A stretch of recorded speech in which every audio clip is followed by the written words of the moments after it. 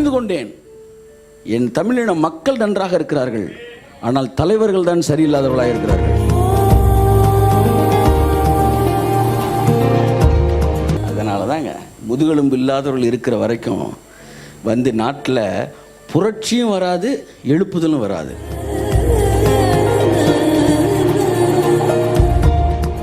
மெய்ப்பனில்லாத ஆடுகளைப் போல என்று ஜனங்களை பார்த்தப்ப மனதுருனாராம் கர்த்தர். மெய்ப்பண்ணா தலைவனுங்க, நல்ல தலைவர்கள் இல்லை. நம்மை காக்கிறவர், அவர் உறங்குவதில்லை, அவர் தூங்குவதில்லை.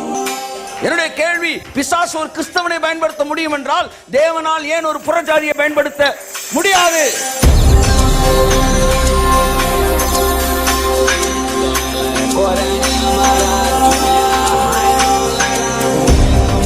சாலமோன் தேவாலயத்தை கட்டின போது தேவாலயத்தில் வேலை செய்தவர்கள் எல்லோரும் யூதர்கள் அல்ல என்பதை புரிந்து கொள்ளுங்கள். தேவன் தன்னுடைய ப்ராஜெக்டை செய்யறதுக்கு எப்பவுமே கிறிஸ்தவர்களை மட்டும் பயன்படுத்துறார் என்பது தவறானது. தந்திரக்காரனின் கைகள் காரியத்தை முற்றிலும் நடத்தக்கூடாதபடி தேவன் அவைகளை எல்லாம் என்ன செய்கிறார்? அபத்தமாக்கி போடுகிறார். எந்த மாடை வச்சு மத்திய அரசாங்கம் அல்லது எந்த மாடை வச்சு இந்துத்துவா இந்தியாவில் அரசியல் பண்ணாங்களோ அதே மாடை வச்சு கர்த்தர் அரசியல் பண்றாரு.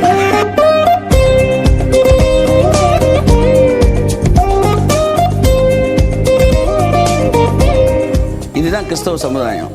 ஜெபிப்பான் தேசம் நல்லா இருக்கணும்னு.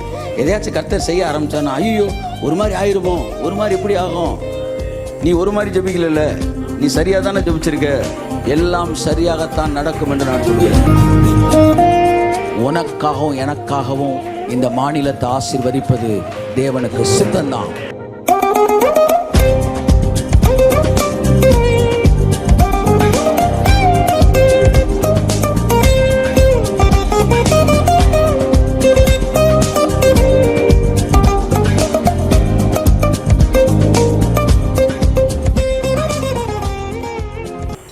இயேசு கிறிஸ்துவ நாமத்தினாலே உங்களை வாழ்த்து வரவேற்கிறேன். கரங்களை தட்டி கர்த்தருக்கு நன்றி சொல்லுவோம். இந்த காலை வேளையில் எத்தனை பேர் சந்தோஷமாக இருக்கிறீர்கள்? ஆமேன், ஹல்லேலூயா. ஸோ கர்த்தருக்குள் சந்தோஷமாக இருங்கள் என்று வேதம் சொல்லுகிறது. ஸோ எல்லா சூழ்நிலையிலும் மனரம்யம் என்பதை வேதம் சொல்லுகிறது. த பீஸ் ஆஃப் மைண்ட் வந்து அது எல்லா சிச்சுவேஷன் நமக்கு இருக்கக்கூடியது. பாருங்கள், நம்ம மதுரை பட்டணத்திலே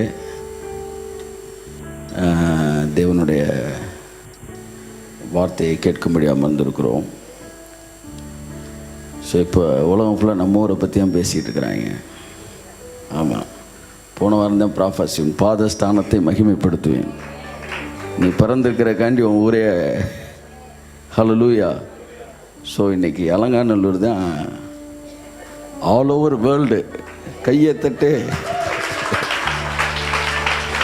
ஆமேன், நானும் மதுரைக்காரன் தான்டா அந்த மாதிரி. ஹல்லேலூயா சொல்லுங்கள், நானும் மதுரைக்காரன் தான். ஆமேன், பிரைஸ் காட். ஸோ என் அன்புக்குரியவர்களே, ஸோ ஒரு பலவிதமான அரசியல் மாற்றங்களுக்குள்ளாய் கடந்து வரத்தக்கதாய் பெரிய காரியங்களை தேவன் செய்கிறார். ஆமேன். எந்த மாடை வச்சு மத்திய அரசாங்கம் அல்லது எந்த மாடை வச்சு இந்துத்துவா இந்தியாவில் அரசியல் பண்ணாங்களோ அதே மாடை வச்சு கர்த்தர் அரசியல் பண்ணிட்டாரு. ஹல்லேலூயா. இதில் நீங்கள் ஏன் மாட்டுக்கு வந்து சப்போர்ட் பண்ணுறீங்க அப்படின்றதுக்கெலாம் என் கொஸ்டின் கிடையாது. நீ எந்த மாடை வச்சு வந்து நீ இந்தியாவுக்குள்ளே வந்து காவியை கொண்டு வரணும்னு நினச்சியோ அதே மாடை வச்சு தேவன் கலாச்சாரம்ன்ற ஒரு இடத்துல வச்சு உன்னை உள்ளே நுழையாத மாதிரி பண்ணிட்டாரு. ஒரு ஓட்டு கூட நீ உனக்கு கிடையாது தமிழ்நாட்டில்ன்ற அளவுக்கு கையை தட்ட வருதான் இருக்குது. ஹல்லேலூயா. இஸ்ரவேலை காக்கிறவர் உறங்குகிறதில்லை, அவர் தூங்குவதில்லை. இதான் இன்றைக்கி வந்து மெசேஜ். ஸோ கர்த்தர் தான் உங்களை ஆசீர்வதிப்பாராக. ஸோ பாருங்கள், ஒரு பெரிய ஒரு புரட்சி.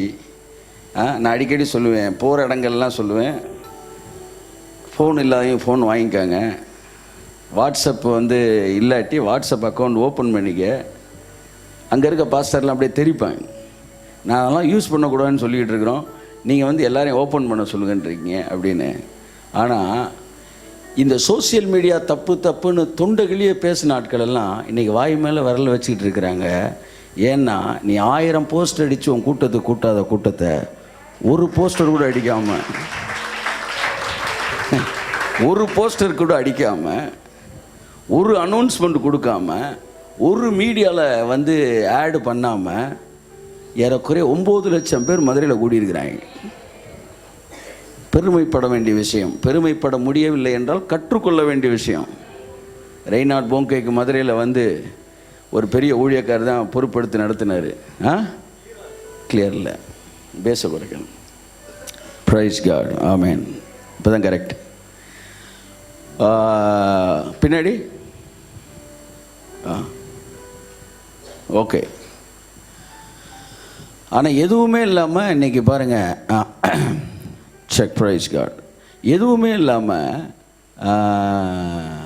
9 லட்சம் பேர் கூடியிருக்காங்க. தமிழ்நாட்டில் மட்டும் தற்போதைய கணக்குப்படி 1 கோடி பேர் இப்போ போராட்டத்தில் இருக்கிறாங்க. எந்த அரசியல் தலைவர்கள் உள்ள வரல, எந்த சினிமா நடிகர்கள் உள்ள இல்லை, வெறும் இளைஞர் சமுதாயம். கையை தட்டு.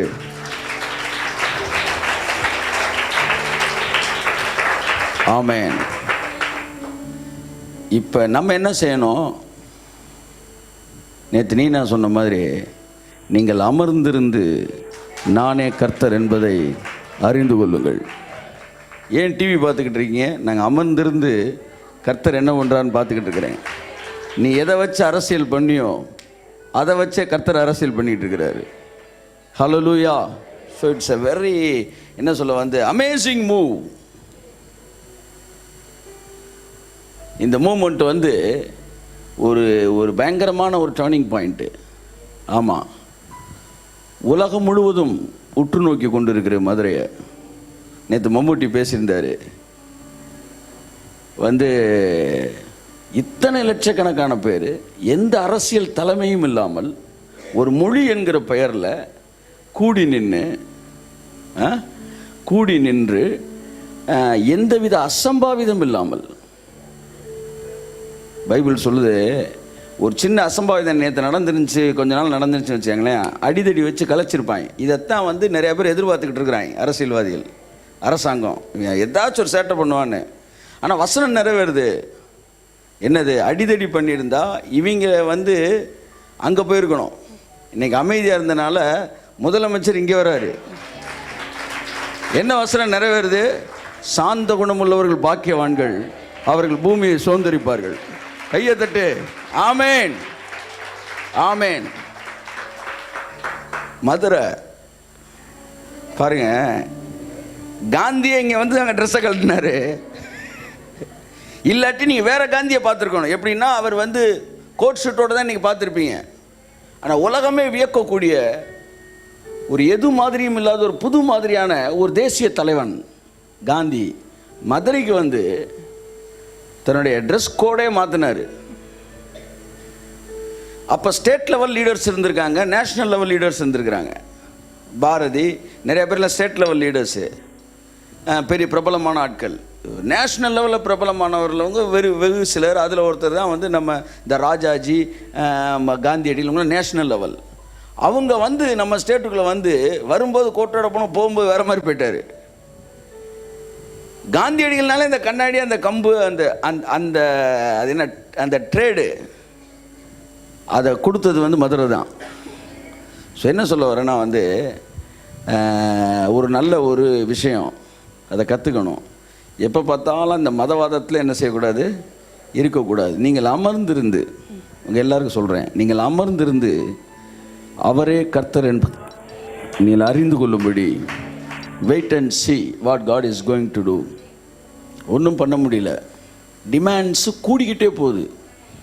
அவசர சட்டம் தாங்கன்னாங்க, இப்போ அவசர சட்டம் வேணாம், நிரந்தர சட்டம்னாங்க. இப்போ என்ன சொல்கிறேன், பீட்டாவை தடை பண்ணிருன்றாங்க. அடுத்து என்ன சொல்கிறாங்க, அப்படியே அந்த காவிரி பிரச்சனையை முடிச்சு விட்ருக்குன்றாங்க. டிமாண்ட்ஸ் வந்து இன்க்ரீஸ் ஆகிட்டே போகுது. சாந்த குணமுள்ளவர்கள் பாக்கியவான்கள், அவர்கள் பரலோகத்தை அல்ல பூமியை சுதந்தரிப்பார்கள். ஸோ இப்போ அரசாங்கம் வந்து அப்படியே இருக்குது. இது என்ன ஆச்சு, தமிழில் மதுரையில் அலங்காநல்லூரில் 150 பேர் தொடங்கினாங்க. அதாவது பாருங்கள், ஒவ்வொரு வாரமும் நம்ம இங்கே பேசுகிறது தெரிஞ்சோ தெரியாமல ப்ரொஃபட்டிக் ஆகிட்டே போகுது. ஒரு தடவை ரூபாய் பற்றி பேசணும் 500,000, அது அப்படியே போச்சு. போன வாரம் நீ நான் கூட சொல்லிட்டு இருந்தேன், நீ இந்த வருஷம் தொடங்கும்போது சொன்ன நிரந்தர தீர்வுன்னு அந்த வார்த்தை தான் இப்போ தமிழ்நாடே உச்சரிச்சுக்கிட்டு இருக்கு. நிரந்தர தீர்வு. நேற்று திரும்ப ரிவர்ஸ் பண்ணி போட்டு பார்த்தேன். ஸோ காட் இஸ் யூஸிங் யூமா. ஆமாம், நிரந்தர தீர்வு ஏற்படுத்துகிறாரு. ஸோ அரசியலில் நிரந்தர தீர்வு. இது வந்து வெறும் ஜல்லிக்கட்டு பிரச்சனை கிடையாது, தெரிஞ்சுக்காங்க. ஒரு மிகப்பெரிய நிரந்தர தீர்வு பல விஷயத்தில் நடக்க போகுது. ஸோ பாருங்கள், அது அப்படியே பரவி குஜராத்துக்கு போய், டெல்லிக்கு போய், நிறைய இடங்களுக்கு போய், நம்ம சந்திரபாபு நாயுடு கூட ஜல்லிக்கட்டு நடத்தினார். அவர் அந்த என்னது அந்த என்ன சொல்லுவாங்க, கிராம சபையில் கூட்டி அவங்க ஒரு முடிவு எடுத்துகிட்டு உச்சநீதிமன்றம் ஒன்றும் பண்ண முடியாது. அதனால் அங்கங்கே கிராம சபை கூடி பண்ணுங்க அப்படின்ற மாதிரி முடித்தார். அதனால் அந்த ஸ்டேட்டுக்குள்ளே தான் மாற்றம், நேஷ்னல் லெவலில் மாற்றம் இல்லை. இப்போ என்னென்னா நம்ம பண்ண போகிறது ஒரு நேஷ்னல் லெவலில் வந்து ஒரு மாற்றத்தை கொண்டு வரப்போகுது. ஸோ அதனால் கர்த்தர் நல்லவர். எனக்கு ரொம்ப சந்தோஷமாக இருக்குது. எந்த பசுமாட்டை வச்சு இவங்க அரசியல் பண்ணாங்களோ. இப்போ பாருங்கள், தேவன் எப்போவுமே அவர் டேலண்ட் என்னென்னா, எகிப்திலேருந்து ஜனங்களை மீட்பதற்கு ஒருத்தனை எகிப்திலே வளர்ப்பார். நீ அவனை இந்து, நீ அவனை புறஜாதி, நீ அவனை முஸ்லீமு, கிறிஸ்தவன் சொல்லாதீங்க. அவனுக்கான எதிரியை அவன் இடத்துலையே உருவாக்குறது தான் தேவனாய கர்த்தர். உங்கள் வேலை என்னென்னா, நீங்கள் அமர்ந்திருந்து நானே கர்த்தர் என்பதை அறிந்து கொள்ளுங்கள். Be still and watch that I am the Lord, I am the almighty God. அதனால் பதற வேண்டிய அவசியம். ஒரு குரூப் எப்போவுமே பதறிக்கிட்டே இருக்குது. உபவாசத்தை போடு, ஜெபம் பண்ணு, தேசத்தில் வந்து ஆவிகள் பெருகுது. இது வந்து அது என்னது, அந்த மோசை மேலேருந்து வரும்போது கண்ணுக்குட்டி செஞ்சாங்க, அந்த ஆவி எதை பார்த்தாலும் இப்படி தான் பார்ப்பேன். எனக்கு புரியல. ஒரு இன்செக்யூர்டு ஃபீலிங். நான் என்ன கேட்குறேன், சிலுவைக்கு முன்னாடி இதெல்லாம் பேசினா கூட ஒத்துக்கலாம். சிலுவைக்கு பின்னாடி அவர் சொல்கிற, வானத்திலும் பூமியிலும் சகல அதிகாரமும் எனக்கு கொடுக்கப்பட்டிருக்கிறது, ஆகையால் நீங்கள் புறப்பட்டு போங்கள் அப்படின்னாரு. ஸோ பூமியில் இப்போ தேவனுடைய ஆட்சி தான் நடந்துக்கிட்டு இருக்கு. அதை நீங்கள் புரிஞ்சுக்கணும். அதனால் எது நடந்தாலும் அது தேவனுடைய ஆட்சி, நீங்கள் புரிந்து கொள்ள வேண்டும். கர்த்தர் காய்களை நகட்டுகிறார். தந்திரக்காரனின் கைகள் காரியத்தை முற்றிலும் நடத்தக்கூடாதபடி தேவன் அவைகளை எல்லாம் என்ன செய்கிறார், அபத்தமாக்கி போடுகிறார். எவ்வளவு தந்திரம் பண்ண உச்ச நீதிமன்றத்தை தீர்ப்பை வந்து தள்ளி போடுறது. ஏன்னா நீங்கள் எல்லாம் வீட்டுக்கு போன பிறகு நாங்கள் வேறு தீர்ப்பை கொடுக்குறோம்னு. நீ எவ்வளவு தந்திரம் பண்ணாலும் பயங்கரமான தந்திரவாதி. ஆனால் எந்த சோசியல் மீடியாவை வச்சு இளைஞர்களையும் வந்து ஒரு கட்சியை வளர்க்கணும்னு நினச்சாரோ அதே சோசியல் மீடியாவில் வச்சு கொடுத்தாங்க பாருங்கள் ஆப்பு, கையை தட்டு. நீங்கள் வந்து நான் என்ன சொல்ல வரேன்னா, சொசைட்டிக்குள்ள வந்து என்ன நடந்துக்கிட்டு இருக்கு, வந்து இந்த உலகத்தில் என்ன நடக்குன்னு தெரிஞ்சுக்காங்க. இந்தியாவை வச்சு இந்தியாவில் எத்தனை மாநிலம் இருக்குன்னே தெரியாமல் என்ன சரி, என்ன பிரச்சனை இருக்குது இந்தியாவில், வந்து தமிழ்நாட்டில் என்ன பிரச்சனை இருக்குது, இதெல்லாம் தெரியாத ஒருவன் நிச்சயமாக வந்து தேசத்தின் மீது பாரமுள்ளவனா இருக்க. நீங்கள் எது மேலே ரொம்ப ஆர்வமாக இருக்கீங்களோ அதை குறித்த டேட்டாவை சேகரிச்சுக்கிட்டே இருப்பீங்க. தெரிஞ்சுக்கங்க. ஒரு பையன் வந்து ஒரு பொண்ணை விரும்பிட்டான்னா அந்த பொண்ணோட டேட்டா ஃபுல்லாக எடுக்க ஆரம்பிச்சிடறான். என்ன எடுக்க ஆரம்பிச்சிடறான், அது படிச்சிருக்கு, அது வந்து இங்கே வந்து பொது இடத்துல வந்து இங்கிலீஷ் பேசும், வீட்டுக்கு போனால் வந்து வாயை திறந்தால் சுத்த தமிழ்லாம் பேசும், வேறு மாதிரி தமிழில் பேசும், இது வந்து ஹைட் இவ்வளோ, வெயிட் இவ்வளோ, பிளட் குரூப் இது என்ன படிச்சிருக்கு, எல்லாமே டேட்டா கலெக்ட் பண்ணுறான். ஏன் கலெக்ட் பண்ணுறான்? அந்த விருப்பம். அப்போ தேசத்தை ஆசீர்வதின்னு சொல்கிற தலைவர்களை பார்த்து கேட்குறேன், தேசத்தில் என்ன நடக்குதுன்னே தெரியாமல், தேசத்து மேலே விருப்பமே இல்லாமல், அன்புக்குரியவர்களே அது கிடையாது. அதான் நான் சொன்னேன், வந்து அந்த நாட்களில் மிஷினரிமார்கள் இந்திய தேசத்துக்கு வந்தபோது இந்தியாவில் வந்தவன் எல்லாம் கிறிஸ்தவனாகன்னு பேசலை. இங்கே வந்து சொசைட்டியை பார்த்தாங்க, இங்கே இருக்கிற கல்ச்சரை பார்த்தாங்க, இங்கே இருக்கிற லாங்குவேஜை பார்த்தாங்க, இங்கே இருக்கிற மொழி, இனம், பண்பாடு, இவைகளை கற்றுக்கொண்டார்கள். ஏன் பில்லிகிராமுடைய மினிஸ்ட்ரி உலக அளவில் வந்து பவர்ஃபுல்லாக இருக்குது, அது சக்ஸஸ்ஃபுல்லாக இருக்குன்னா அதுக்கு பல காரணங்கள். அதில் ஒன்று, அவங்க எங்கே போனாலும் அந்த நாட்டு பண்பாடுன்னு ஒன்று இருக்குது. அதை உடச்சி பிரேக் பண்ணி அதையும் என்ன செய்ய மாட்டாங்க. ஏனென்றால் மக்கள் அவனுக்கு அவன் மொழி, அவன் பண்பாடு என்பதில் விருப்பம் உண்டு. அதனால தான் அந்த காலத்தில் வந்து இந்தியாவுக்கு வந்த பிரிட்டிஷ் பீப்புளெலாம் உடன்கட்டை ஏறுதல் அதை பற்றி பேசினாங்க. நம்ம பெந்தகோஸ்தே பாஸ்லாம் இன்றைக்கி இருந்தானே, என்ன காரியத்துக்கு வந்திருக்க, நீ என்ன உடன்கட்டை இடத்துல பேசிக்கிட்டு இருக்கிற? நீ என்ன வந்து வேற என்ன பால்ய திருமணம்? கர்த்தர் நீ அழைப்பை விட்டு மாறுறப்பா, மைல்டு அரசியல் பக்கம் போகிற மாதிரி இருக்கு. இல்லை, சொசைட்டியை நீ மாற்றாம நான் கேட்குறேன், பைபிளை படின்றீங்க. படிப்பறிவே இல்லாதவன் எப்படி பைபிளை படிப்பான்? ஸோ பைபிளை படின்னு ஒருத்தன்ட்ட சொன்னால் அவனுக்கு ஆணாவணம் சொல்லித்தரணும், அவனுக்கு கல்வி சொல்லித்தரணும். கல்வியை கற்றுக்கொண்ட பிறகுதான் அவனுக்கு இயேசு சொல்ல முடியும், பைபிள் படிக்க சொல்ல முடியும். ஸோ பைபிள் படிக்கிற அவன் கல்வியை கற்றுக்கொள்ளுகிற வரைக்கும் அவன் புறஜாதியாக தான் இருப்பான். அவன் இயேசு ஏற்றுக்கொள்ளாத பைபிளை படித்தாதான் ரட்சிக்கப்படணும் அப்படின்னா அவன் பைபிளை படிக்க தெரிகிற வரைக்கும் புறஜாதி தானே இருப்பான். அப்போ அது வரைக்கும் அவனுக்கு வேற ஒரு ஊழியத்தை நீங்கள் செய்யணும். அந்த ஊழியம் சக்ஸஸ் ஆன பிறகு தான் இந்த ஊழியம் கையை தட்டுங்க ஒருத்தவருக்கு. ஆமென். ஸோ அதனால் ஜனங்களை நேசிக்க கற்றுக்கொள்ளுங்கள். நீ 3 நாள் கேம்ப்பு போட்டாலே 1000 ரூபாய் வாங்காமல் நீ சாப்பாடு போட மாட்டேன்ற. ஆனால் மெரினால 10 லட்சம் பேருக்கு ஃப்ரீயாக சாப்பாடு போட்டுக்கிட்டு இருக்கிறாங்க. நீ பெரிய ஆளாமே பெரிய ஆளான்னு நான் கேட்குறேன். எங்கே தேவ அன்பு இருக்குன்னு நான் கேட்குறேன். 3 நேரம் சாப்பாடாங்க. நீ கேம்ப்பு போட்டினா ரெஜிஸ்ட்ரேஷன் ஃபீஸ் கொடுக்காட்டி சாப்பாடு போட மாட்டேன்றியப்பா. சாப்பாடு போட மாட்டேன்ற. திருப்பத்தூரில் பிரபலமான ஒரு உபவாச கூட்டம். அந்த உபவாச கூட்டத்துக்கு வந்து சேரு உட்காந்துருக்கிறேன், அதுக்கு எக்ஸ்ட்ரா 5 ரூபா கொடுக்கணும் போல். நான் சொல்ல இந்த லஞ்ச் பிரேக் மெசேஜ் கேட்டுக்கிட்டு இருக்கேன், லஞ்ச் பிரேக்கில் அந்த 5 ரூபா கட்டிடுறேன்றேன். எந்திரிங்கன்றான். சேரை ஒருத்தன் மடக்கிறேன். உட்காந்துக்கிட்டு இருக்கும்போது என்னடா பண்ணுறீங்க, இருங்கடா நான் மெசேஜ் கேட்டு நோட்ஸ் எடுத்துக்கிட்டு இருக்கேன்டா, நான் வந்து 5 ரூபாய் கட்டிடுறேன்.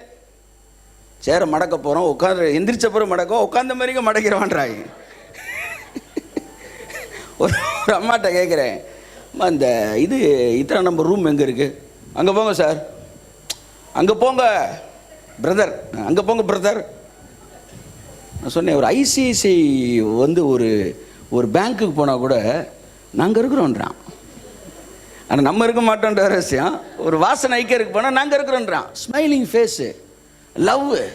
கற்றுக்காங்கயா. பெந்தேகோஸ்தே கூட்டம் ஆவியிலே தான் நிறைஞ்சிருக்கு. பார்க்குறவங்களாம் எரிக்கிற நக்கீரன் மாதிரி தான் இருக்கிறாங்க.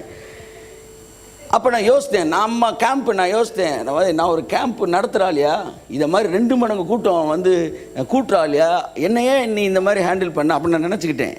அப்போ சராசரி மக்கள் என்ன பண்ணாங்க, நான் வந்து அடுத்த கேம்பில் இல்லை, அப்போ தான் நம்ம கேம்பை கம்பேர் பண்ணேன். நான் அங்கே உள்ளே இருக்கும்போது அங்கே ஹெவனில் இருக்கிற மாதிரி இருக்கும். நான் அதை ஃபீல் பண்ணியிருக்கிறேன். அங்கே லவ் இருக்கும், அங்கே சிரிப்பு இருக்கும், சந்தோஷம் இருக்கும். வர்றவன் வந்து அதை பரலோகமாக உணர்வான். அப்போ தான் அந்த வித்தியாசத்தை நான் பார்த்தேன்.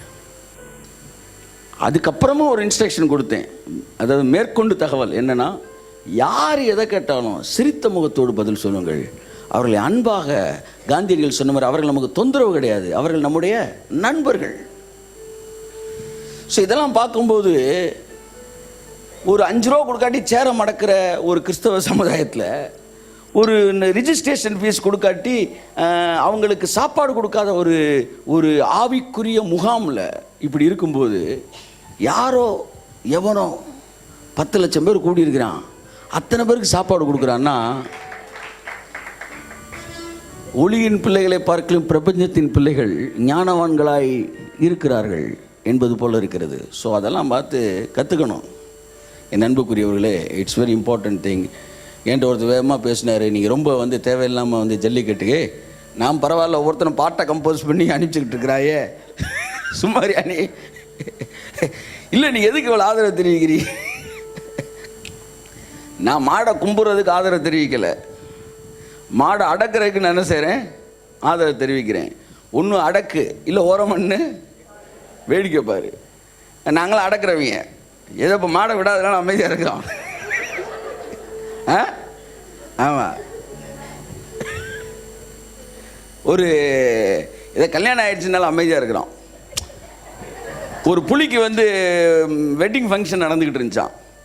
உடனே காட்டில் இருக்க எல்லா விலங்குகளை கூப்பிட்ட உடனே எல்லா விலங்குமே வந்து கிஃப்டை கொடுத்துட்டு தூரமாக இருந்தே விஷ் பண்ணுதுக்கலாம். ஏன்னா திடீர்னு பாஞ்சு அடித்தாலும் அடிச்சு பிடுவான் அப்படின்ட்டு அப்படியே கொடுத்துட்டு, நல்லா இருப்பார் அண்ணன், நல்லா இருக்கும்படிக்கு நாங்கள் வாழ்த்துக்கிறோம், அப்படியே ஒதுங்குறான். எல்லாமே தூரத்தில் இருந்தே அப்படியே போகிறாங்க. சிறுத்தை கூட வந்தது, தூரமாக நின்று வந்து கிஃப்டை கொடுத்துட்டு ஸ்தோத்திரம் பண்ணிட்டு போயிடுச்சு. ஒரே ஒரு பூனை மட்டும் உள்ளே வந்துச்சான், அப்படின்னு ஸ்டேஜில் ஏறிடுச்சான். ஏறி என் புளியை பார்த்து கையை குளிக்க எப்படி இருக்கு, நல்லா ஓகே அப்படின்ட்டு உடனே கிஃப்ட்டை கொடுத்து அண்ணன் அவர்கள் நீடு வீடு வாழ இப்படி வாழ்த்துக்கிறேன் அப்படின்னுச்சான். இந்த புள்ளிங்க வாழன்னு கூப்பிட்டு அம்புட்டு பேரும் பயந்து நிற்கிறாங்களே, நீ ஒரு பூனை, நீ எப்படி இவ்வளோ தைரியம் மேலே வந்து நிற்கிற, எப்படி பேசிட்டு உனக்கு பயமே இல்லையா? நான் சொல்லிச்சான், நான் பூனையே கிடையாது, நான் புலி. நானும் கல்யாணத்துக்கு முன்னாடி உன்ன மாதிரி புலியாக தான் இருந்தேன், இப்போ கல்யாணத்துக்கு அப்புறம் பூனை ஆகிட்டேன். அதனால் நீ என்ன பூனை நினச்சிடாத, நான் புலி தான் ஒரு காலத்தில், இப்போ ஏதோ பூனை ஆகி நாங்களாம் வந்து அடக்கின வைந்த அலங்காநல்லூரில். ஸோ சாமி கும்பிட்றத வந்து ஒன்று புரிஞ்சுக்கணும். ஜல்லிக்கட்டில் சாமி கும்பிட்றத பற்றி நம்ம இங்கே வந்து அவங்களுக்கு வந்து என்ன செய்யலை, ஊக்குவிக்கலை. கலாச்சாரத்தையும் கலையும் ஊக்குவிக்கிறோம். கௌரி கிருஷ்ணாவில் போய் சோறு சாப்பிட்றோம், ஆனால் உனக்கு சாப்பாடு கொடுக்குறதுக்கு முன்னாடி வாங்க மை செல்வா, நான் அந்த பக்கம் பஸ்ஸே போகல, நீங்கிட்டு வந்துட்டீங்க சர்ச்சு பக்கம், வாங்க வாங்க உங்களுக்குன்னு அடிக்கடி ஸ்ட்ரைக் பண்ணும் போல், வேறு வழியே இல்லை. ஆர்சி சர்ச் மூட்டாங்களா, இந்த கலவரமா மெயினில், சரி வாங்க ஓகே. இப்போ என்ன ஆகிப்போச்சு, கௌரி கிருஷ்ணாவில் போய் சாப்பிட்றோம், ஆனால் சாப்பாடு நமக்கு கொடுக்குறதுக்கு முன்னாடி அவன் என்ன பண்ணிடுறான், சாமியை கும்பிட்டு தாங்க சாப்பாடை உங்கள்கிட்ட கொண்டு வரான். அப்போ நீங்கள் வந்து சாப்பிடாமல் இருக்கிறீங்களா? நீங்கள் என்ன சொல்கிறீங்க, சாமி கும்பிட்றத நாங்கள் ஏற்றுக்கலை, ஆனால் சாப்பாடை நாங்கள் ஏற்றுக்கிறோன்றீங்களே. அதே கான்செப்ட் தான், அதே கான்செப்ட் தான். நாங்கள் சாமி கும்பிட்றதெல்லாம் அக்செப்ட் பண்ணல, ஆனால் அந்த என்ன சொல்கிற வந்து என்ன தழுவுதல், ஏர் தழுவுதலை வந்து நாங்கள் வந்து அக்செப்ட் பண்ணுறோம். இது திராவிட கலாச்சாரத்தை அழிப்பதற்காக ஆரியர்கள் போட்ட சதியில் ஒன்று. தமிழ்நாட்டு கலாச்சாரம் இருக்கக்கூடாதுன்னு நினச்சி வந்து ஒரு தெரிஞ்சோ தெரியாமலோ திராவிட கட்சிகள் நம்மள்ட்ட உணர்வை ஊட்டிட்டாங்க.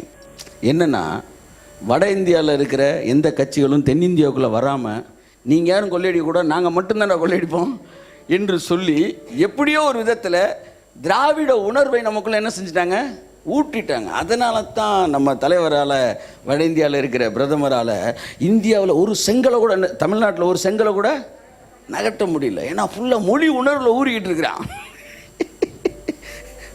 தெரிந்தோ தெரியாமலோ ஒரு ப்ரொடெக்ஷனை வந்து திராவிட கட்சிகள் ஏற்படுத்திடுச்சு.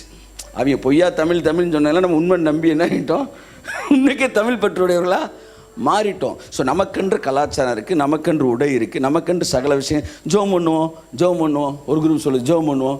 2 நாள் வீட்டுக்கு வர தண்ணி பைப் லைனை கட் பண்ணால் 3ஆவது நாள் நீ கார்பரேஷன் இப்போ ஜோம் பண்ணுவோன்னு சொல்லுவியா, கார்பரேஷன் போவியா? அப்போ மட்டும் ஜெபம் வராதா? புரியல. 2 நாள் தண்ணி கனெக்ஷனை கட் பண்ணோம்னா ஜெபம் பண்ணுவோம், ஜெபம் பண்ணுவோம், வேணாம் நான் சொல்லலை. ஆனால் எதுக்கு கலெக்டர் ஆஃபீஸ்லையும் கார்பரேஷன்லையும் மனு எழுதிட்டு போகிறோம்? செய்ய வேண்டியதை செய்யுங்க. நான் என்ன சொல்ல வரேன்னா, மனுஷனால் கூடியதை மனுஷன் கூட செய்ய வேண்டும், மனுஷனால் கூடாதது தேவனால் கூடும். ஸோ நம்மால் முடிந்த விஷயத்தை நாம் செய்யும்படி அழைக்கப்பட்டிருக்கிறோம். அது நம்முடைய உரிமை. நம்ம கேட்பது தவறு இல்லை. ஏன்னா ஜனநாயக நாட்டில் இருக்கிறோம். ஒருத்தன் பலார் நேசினார், அரைஞ்சான், உடனே அவர் சட்டையை பிடிச்சி பதில் கரையில. ஆனால் ஒன்று சொன்னார், ஏன் என்னை அரைந்தாயின்னு கேட்டார். தேவன் அடிமைத்தனத்தை நமக்கு சொல்லித்தரல, தேவன் சுதந்திரத்தை சொல்லித்தராரு. ஆனால் அதற்கு மேலாக அவன் அதுக்கு பதில் சொல்லிட்டானா அது ஜனநாயகமாகுது. பதில் சொல்ல மாட்டேன் அப்படின்னு சொன்னா அடக்குமுறை ஆகுது. அடக்குமுறை வரும்போது அமைதியாயிரு. அதற்கு பிற்பாடு மனுஷனால் கூடாதது தேவனால் கூடும்.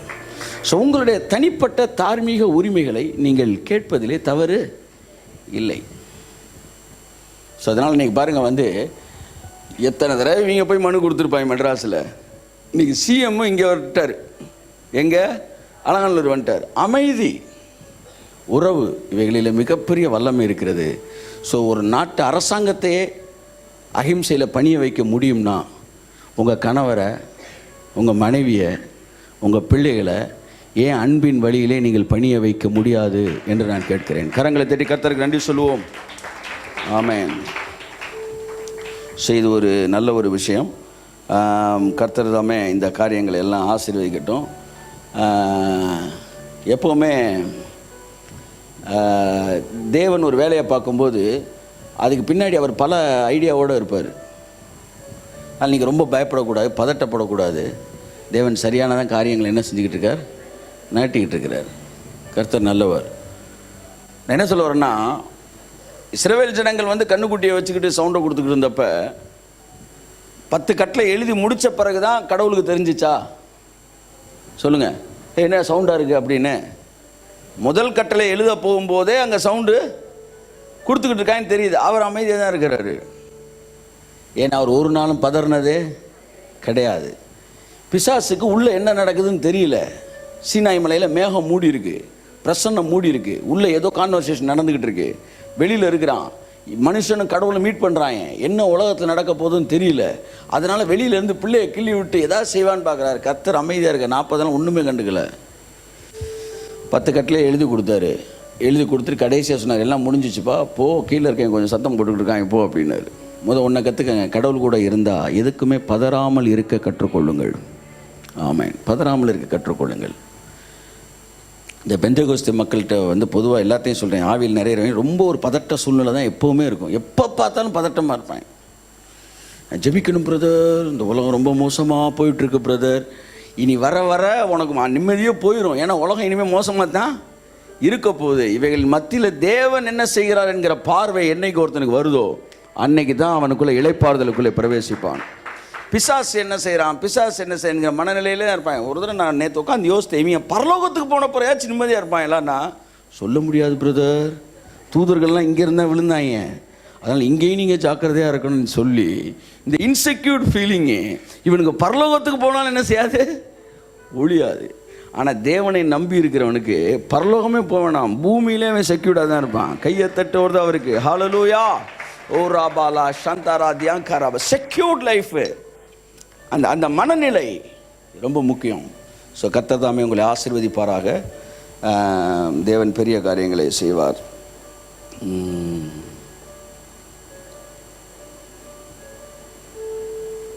ஸோ ஜோம் பண்ணிக்காங்க. இந்த தேவன் வந்து இந்த காலங்களிலே பெரிய காரியங்களை, இது இப்படி அமைதியாக போனோம், நாளைக்கு வந்து இவங்க வேறு மாதிரி டேர்ன் எடுக்கக்கூடாது. நேற்று ஒருத்தர் அழகாக பேசிட்டு இருக்கும்போது சொன்னார், இது அப்படியே அரசியல் இயக்கம் மாற்றலாமே. இல்லை, அரசியல் இயக்கம் மாறினா 50 பேர் இறுகிடுவாங்க. அந்த வார்த்தை வேறு சொன்னார், சரியான வார்த்தை, இறுகிடுவாங்க. பக்கத்துலேயே சொன்னாங்க, ஆனால் இவர்கள் வந்து இது அரசியல் கட்சியாக மாறக்கூடாது, ஆனால் எப்போவுமே இந்த தேசத்தை சுத்திகரிக்கக்கூடிய ஒரு இயக்கமாக இருக்க வேண்டும் அப்படின்னாரு. ஸோ அதனால் ஒரு புறஜாதியை பார்த்தாலே அவனை வில்லனாக தான் பார்க்கக்கூடாது. அவன்கிட்ட பல நல்ல விஷயங்கள் இருக்கிறது. இந்த நேரத்தில் நடிகர்கள் வந்து ஆப்புன்னு ஒருத்தன் பேசிக்கிது, ரொம்ப தொண்டைகளே ரொம்ப கத்திக்கிட்டு இருந்தாப்புல ஒருத்தர், பாவம் 3 வருஷமான படமே நடிக்கவில்லைன்னு. அப்போ அமைதியை காப்போம் அமைதி காப்போம்னா, நீ நடித்த படத்துல எல்லாம் அடிதடி படமாக காட்டினேன், எனக்கு அடிதடியை சொல்லி கொடுத்துட்டு அமைதியை காப்போம்னா என்ன அர்த்தம்? ஸோ இனிமே நீ இன்னொன்று செய்யணும். என்ன செய்யணும்? அமைதியை காக்கிறது போன்ற படங்களை நீ எடுக்கணும். அமைதி வெற்றி பெறுற மாதிரி படங்களை எடுக்கணும். ஸோ அதெல்லாம் ரொம்ப முக்கியமானது. நிறைய நல்ல விஷயங்கள் இருக்கிறாங்க. இவனுக்கு ரட்சிப்பு சமீபமாக இருக்கிறதுன்னு பைபிளில் ஒருத்தனை பார்த்து இயேசுநாதர் சொல்கிறாரு. சிலர் ரொம்ப பக்கத்தில் இருக்குது. ஒருத்தன் 1 கோடி ரூபா, வழக்கம் போல் ராகவா லாரன்ஸ் என்ன செஞ்சுருக்காரு, 1 கோடி ரூபா கொடுத்துருக்குறாப்புல. பாருங்கள், வழக்கம் போல் ரஜினிகாந்த் எங்கே இருக்காருன்னு தெரியல. அவர் மெதுவாக வெளியே வருவார், வந்து சொல்லுவார், நான் வந்துட்டேன்னு சொல்லுவார். நீ இவ்வளோ நாள் எங்கடா இருந்த, ஒன்றும் தெரில. சரி இல்லை, இதில் நீங்கள் சொசைட்டி புரிஞ்சுக்கணும், கட்டாயம் நீங்கள் புரிஞ்சுக்கணும். எனக்கும் ராகவா லாரன்ஸ் ரொம்ப க்ளோஸ் கிடையாது, ரஜினிக்கும் பஞ்சாயத்து கிடையாது. நாங்களாம் ரஜினி தீவிர ரசிகர்களாக இருந்தோம். உண்மையை தெரிஞ்சுக்கங்க, இதுதான் ரியாலிட்டி. ரியாலிட்டி. கமலஹாசன் சொன்னாப்புல வந்து, எனக்கு ஜல்லிக்கட்டு ரொம்ப முக்கியம், அதை விட எனக்கு வந்து திரிஷா ரொம்ப முக்கியம்ப்பா, அவளை எதுவும் வந்துட்டு டிஸ்டர்ப் பண்ணிடுறாங்கன்றவள. அவர் வந்து அவர் போக்கில் கரெக்டாக போயிட்டுருக்காப்புல. ரஜினி கோடி கிடையாது சம்பாதிச்சாலும் அவர் கொடுக்குற ஐடியாவில் கிடையாது. போன வட்டம் 5 லட்சம் கொடுத்து நம்மளை எப்படிலாம் பேசிட்டாங்களே, அதனால் இந்த வட்டம் 5 கோடி அப்படி வராமல் 5 லட்சம் கொடுத்தா தானே பேசுவேன், ஒன்றுமே கொடுக்காம வந்துட்டா அப்படின்னு அமைதியாயிட்டார். இவன் ஒருத்தன் 1 கோடி ரூபா கொடுத்துருக்குறான். சமோசா உள்ளே போகுது, எல்லாம் டப்பா டப்பா சமோசா, என்னென்னு கொஞ்சம் ஜூம் பண்ணி பார்த்து தெரில, சாப்பாடு போகுது. பெரிய பெரிய தொழிலதிபர்கள்லாம் கொடுக்குறாங்க. நான் சொல்லவா, நீங்கள் தேசத்துக்கு நன்மை செய்கிறவர்களாக இருப்பீர்கள் என்றால், நான் சொல்கிறேன், கிறிஸ்தவர்கள் அல்ல புறஜாதிகள் உங்களுக்கு கொட்டுவார்கள். வாங்குகிற காசெல்லாம் சர்ச்சை கட்டணும், வீட்டை கட்டணும். இந்த ரேஞ்சிலே போனால் எப்படி காசு தருவான்? சொசைட்டிக்கு என்ன செய்ய விரும்புகிற? தேசத்தை மண்ணை காக்கவும் பண்படுத்தவும் தான் வந்து ஆதாம வச்சாரு. ஒரு கிறிஸ்தவன் சமுதாய பார்வையுடையவனாக இருக்க வேண்டும். ஒரு கிறிஸ்தவன் சமுதாயத்தை மாற்றக்கூடிய பார்வையுடையவனாக இருக்க வேண்டும். இன்றைக்கு வந்து இந்தியாவுக்கு தமிழ்நாடு சொல்லி கொடுத்துருக்குற அகிம்சைன்னா என்னன்னு. தைரியமாக போன வாரம் பாடின பாட்டை வந்து சொன்ன மாதிரி வந்து நான் தைரியமாக சொல்கிறேன், தமிழன் என்று சொல்வதிலே தமிழன் என்று சொல்லடா. ஆமாம், போராட்ட காலத்தில் நான் இவரை பார்த்தேன், நம்ம ராபர்ட்டு மெட்ராஸ்லேருந்து கோபியை பார்த்தேன். நிறையா பேர் போராட்ட காலத்துக்கு போயிருக்கிறீங்க. கர்த்தரவங்கள நாங்களாம் மாடை கும்பிட சொல்லலை, மறுபடியும் நல்லா கிடையாது, மாடை அடக்க சொல்கிறேன். வேறு ஒரு அரசியல் காவிக்கு தப்பு விற்கிறதுக்கு தேவன் செஞ்ச விஷயம் இது, புரிஞ்சுக்காங்க. இல்லாட்டி வேறு ஒரு சாயம் தமிழ்நாட்டின் மீது பூசப்பட்டிருக்கும். மக்கள் தெளிவாயிட்டாங்க. ஆமாம், நாங்கள் வந்து எப்படி 2 நாளில் முடிச்சிருவோங்க, முடிக்கிறதுலாம் இருக்கட்டும்ட்டாங்க. நீங்கள் முடிச்சுட்டு வாங்க, அப்புறமேட்டு வீட்டுக்கு போவோன்ட்டாங்க. இப்போ வந்து போராட்டம் வந்து கொண்டாட்டமாக மாறிடுச்சு. ஃபுல்லாக அம்பிட்டு நாதேஸ்வர வித்வானிகளும் வந்து இறங்கிட்டாங்க. வீட்டுக்கு போராட்டம் முடிஞ்சால் கூட போக மாட்டாங்க போல. இப்போ அந்த லெவலில் உட்காந்துக்கிட்டு இருக்காங்க மக்கள். நான் என்ன சொல்ல வரேன், நம்முடைய ஜெபங்களுக்கெல்லாம் பதில் வர ஆரம்பிச்சிருச்சுன்றேன். முதல் மூமெண்ட் எடுத்து வச்சாங்களே, யாரோ ஒருத்தர் டிஎம்கே ஏடிஎம்கே தெரில, நேராக வந்து உள்ளே உட்கார வந்தார், தயவுசெய்து எந்திரிச்சு வெளியே போயிருங்க, அரசியல் சாயத்தை பூசாதீங்க. அப்போவே இந்தியாவுக்கு தமிழ்நாட்டுக்கு எழுப்புதல் வந்துருச்சுன்றேன் நான். அதாவது அது மாதிரி போயிட்டுருக்கு. அதனால தாங்க முதுகெலும்பு இல்லாதவர்கள் இருக்கிற வரைக்கும் வந்து நாட்டில் புரட்சியும் வராது, எழுப்புதலும் வராது. ரெண்டுமே வேறு வேறு வார்த்தை. எழுப்புதல் என்றால் கிறிஸ்தவம் சம்பந்தப்பட்ட புரட்சி, புரட்சி என்றால் அது தேசத்தின் செழிப்பு சம்பந்தப்பட்ட வார்த்தை. இன்னைக்கு செழிப்பும் வரல, எழுப்புதலும் வரல. காரணம், அங்கே அரசியல்வாதிகள், இங்கே தலைவர்கள் சரியில்லை. ஒன்றை புரிந்து கொண்டேன், என் தமிழின மக்கள் நன்றாக இருக்கிறார்கள், ஆனால் தலைவர்கள் தான் சரியில்லாதவர்களாக இருக்கிறார்கள். ஆனால் மக்கள் ரெடியாக இருக்கிறாங்க. பக்கத்து ஸ்டேட்டில் தலைவர்கள் நல்லா இருக்கிறாங்க. ஆமாம், அன்றைக்கி வந்து பார்க்குறேன், கிறிஸ்மஸ் சர்வீஸில் முதலமைச்சருங்க, சீஃப் மினிஸ்டருங்க, அந்த ஃபோட்டோ எத்தனை பேர் பார்த்தீங்க? கேரளாவில் உள்ளே ஃபுல்லாக ஆயிடுச்சு. வெளியில் வாசற்படியில் உட்காந்துருக்காரு, சேர் கூட இல்லாமல். அவன் மனுஷனா, நீ மனுஷனாயா? அங்கே தலைவர்கள் நல்லா இருக்காங்க, மக்கள்னா என்னம்மா ஒரு மாதிரி, சரி மக்கள் நல்லா இருக்கிறாங்க, ஓகே, நல்லா இருக்கிறான். ஏன்னா நான் நிறைய மலையாளி சர்வில் வர ஆரம்பிச்சிட்டீங்க. இப்போ இங்கே நானும் புளியாத்தான் இருந்தேன், அப்படின்ற மாதிரி ஆகிப்போச்சு. இங்கே மக்கள் நல்ல மக்கள், மெய்ப்பனில்லாத ஆடுகளைப் போல என்று ஜனங்களை பார்த்தப்ப மனதுருனாராம் கர்த்தர். மெய்ப்பண்ணா தலைவனுங்க, நல்ல தலைவர்கள் இல்லை, நல்ல தலைவர்கள் இல்லை. அங்கனக்குள்ள ஒருத்தர், நாங்களாம் தமிழர்கள்னு ஒரு கட்சி, அவர் என்ன செய்கிறாப்புல, அவர் ஜல்லிக்கட்டு நடத்துகிறேன்னா அராஜகமான போக்கில் ஒன்று சொல்லி கொடுக்குறாரு. ஆனால் அதை கேட்க இளைஞர்கள் தயாராக இல்லை, அவருக்கு பின்பாக நிற்க அவர்கள் தயாராக இல்லை. அதுதான் விஷயம். திருச்சி பக்கம் மணப்பாறையில் எங்கே அவர் ஜல்லிக்கட்டை நடத்தி நாங்கள் வந்து அரசியல் சாசனம் உடப்போன்னு பேசுகிறாரு, அராஜகத்தை சொல்லித்தராரு. ஆனால் பின்னாடி 10 பேர் இருக்காங்க. ஆனால் அமைதிக்கு லட்சக்கணக்கான பேர் இருக்காங்க, குடும்பங்கள் இருக்கிறது. ஒன்றை புரிந்து கொள்ளுங்கள், இன்றைக்கும் வந்து அகிம்சை வந்து அது பவர்ஃபுல்லாக இருக்குது. இயேசு சொல்லி கொடுத்த அந்த சாந்த குணம் அது வல்லமையுள்ளதாக இருக்கிறது. மகா அலெக்சாண்டர் எத்தனையோ இடங்களை பிடித்தான், உலகத்தின் பெரும்பகுதியை பிடித்தான். ஆனால் அவன் என்றைக்கு பிறந்தான்னு இந்த உலகத்தில் எவனுக்கும் தெரியாது, நிறைய பேருக்கு தெரியாது. ஆனால் அவன் அடித்தவன், இயேசு அடி வாங்கினவர். இயேசு கிறிஸ்து போராட்டத்திலே மாம்சத்தின்படி ஜெயிக்கவில்லை, அவர் தன் ஜீவனை கொடுத்தார். ஆனால் உலகத்தில் இருக்கிற 90% பேருக்கு அவருடைய பிறந்தநாள் தெரிகிறது. நிலங்களை அல்ல, இருதயங்களை பிடிக்க வேண்டும். ஒரு நம்பிக்கை நமக்கு இருக்கு, என்ன தெரியுமா? மனுஷனுடைய இருதயம் தேவன் படைச்சது, அது அவருடைய ப்ராடக்ட்.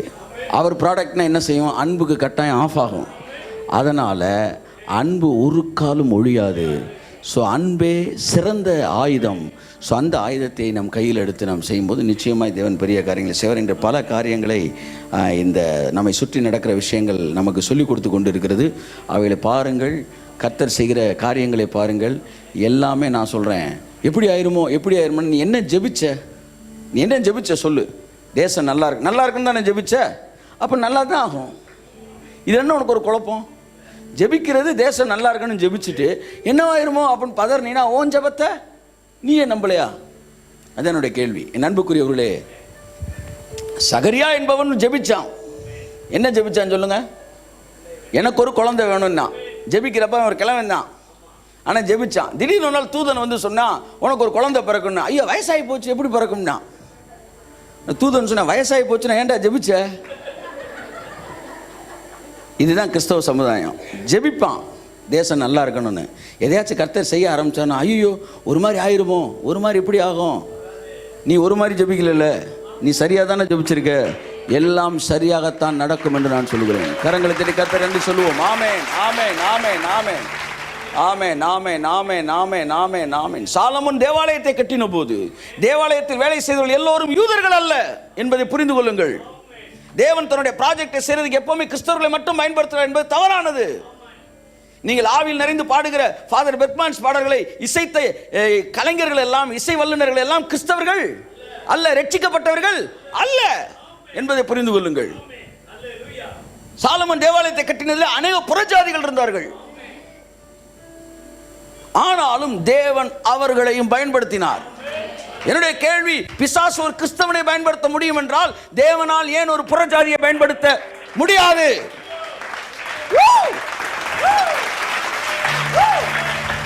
நல்ல ஒரு பாசிட்டிவ் தாட்ல இருங்க, நல்ல ஒரு நேர்மறையான சிந்தையில் இருங்கள். ஒரு கிறிஸ்தவனை கூப்பிட்டு பிசாசு வந்து ஒரு பாஸ்டரை வந்து தப்பா பயன்படுத்திடலாமான்னு கேளுங்க. ஆமா பிரதர், ரொம்ப ஜாக்கிரதையா இருக்கணும். எவ்வளவு நம்பிக்கை பாருங்க அவனுக்கு. அத்தனை வந்து வந்து என்ன சொல்லுவாங்க, 7 அடுக்கு பாதுகாப்பை தாண்டி அவன் வேலை பார்த்துருவானா. ஆனால் ஒரு புறஜாதியை தேவன் பயன்படுத்த முடியுமான்னு கேளுங்க, அவனால் நம்ப முடியாது. ஆனால் என்னால் நம்ப முடியும், உங்களால் நம்ப முடியும். நான் சொல்கிறேன், இன்னைக்கு லட்சக்கணக்கான இளைஞர்களை தேவன் தான் திசை திருப்புகிறார் என்று நான் ஆழமாக நம்புகிறேன். நம்புறவங்களும் ஒரு அல்லேலூயா சொல்லுங்க. கரங்களை தட்டி கர்த்தருக்கு நன்றி சொல்லுவோம். ஆமென், ஹல்லேலூயா. ஓகே, கர்த்தர் ஆசிரியப்பார். கொஞ்ச நேரம் உங்கள் மத்தியில் தேவனுடைய வார்த்தையை பகிர்ந்து கொள்ள ஒரு முறை நம் கண்களை மூடி. பாரக்கட்டும் பாரக்கட்டும் சிலுவையின் ஜெயம் கொடி, ஹல்லேலூயா. உயரட்டும் உயரட்டும் இயேசுவின் திருநாமம், ஹல்லேலூயா. ஆழ்விரிக்கும் தேசமெல்லாம் என் கர்த்தருக்கு சொந்தமா. எத்தனை பேர் விசுவாசிக்கிறீர்கள்?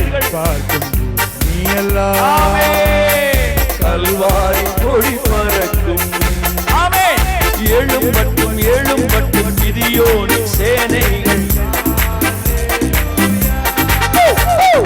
முழங்கட்டும் முழங்கட்டும் இயேசுதான் வழி என்று. எழும் மட்டும் ஹல்லேலூயா. முழங்கட்டும் முழங்கட்டும் இயேசுதான் வழி என்று. ஹல்லேலூயா. கால் மிதிக்கும் தேசமெல்லாம் கையை தட்டி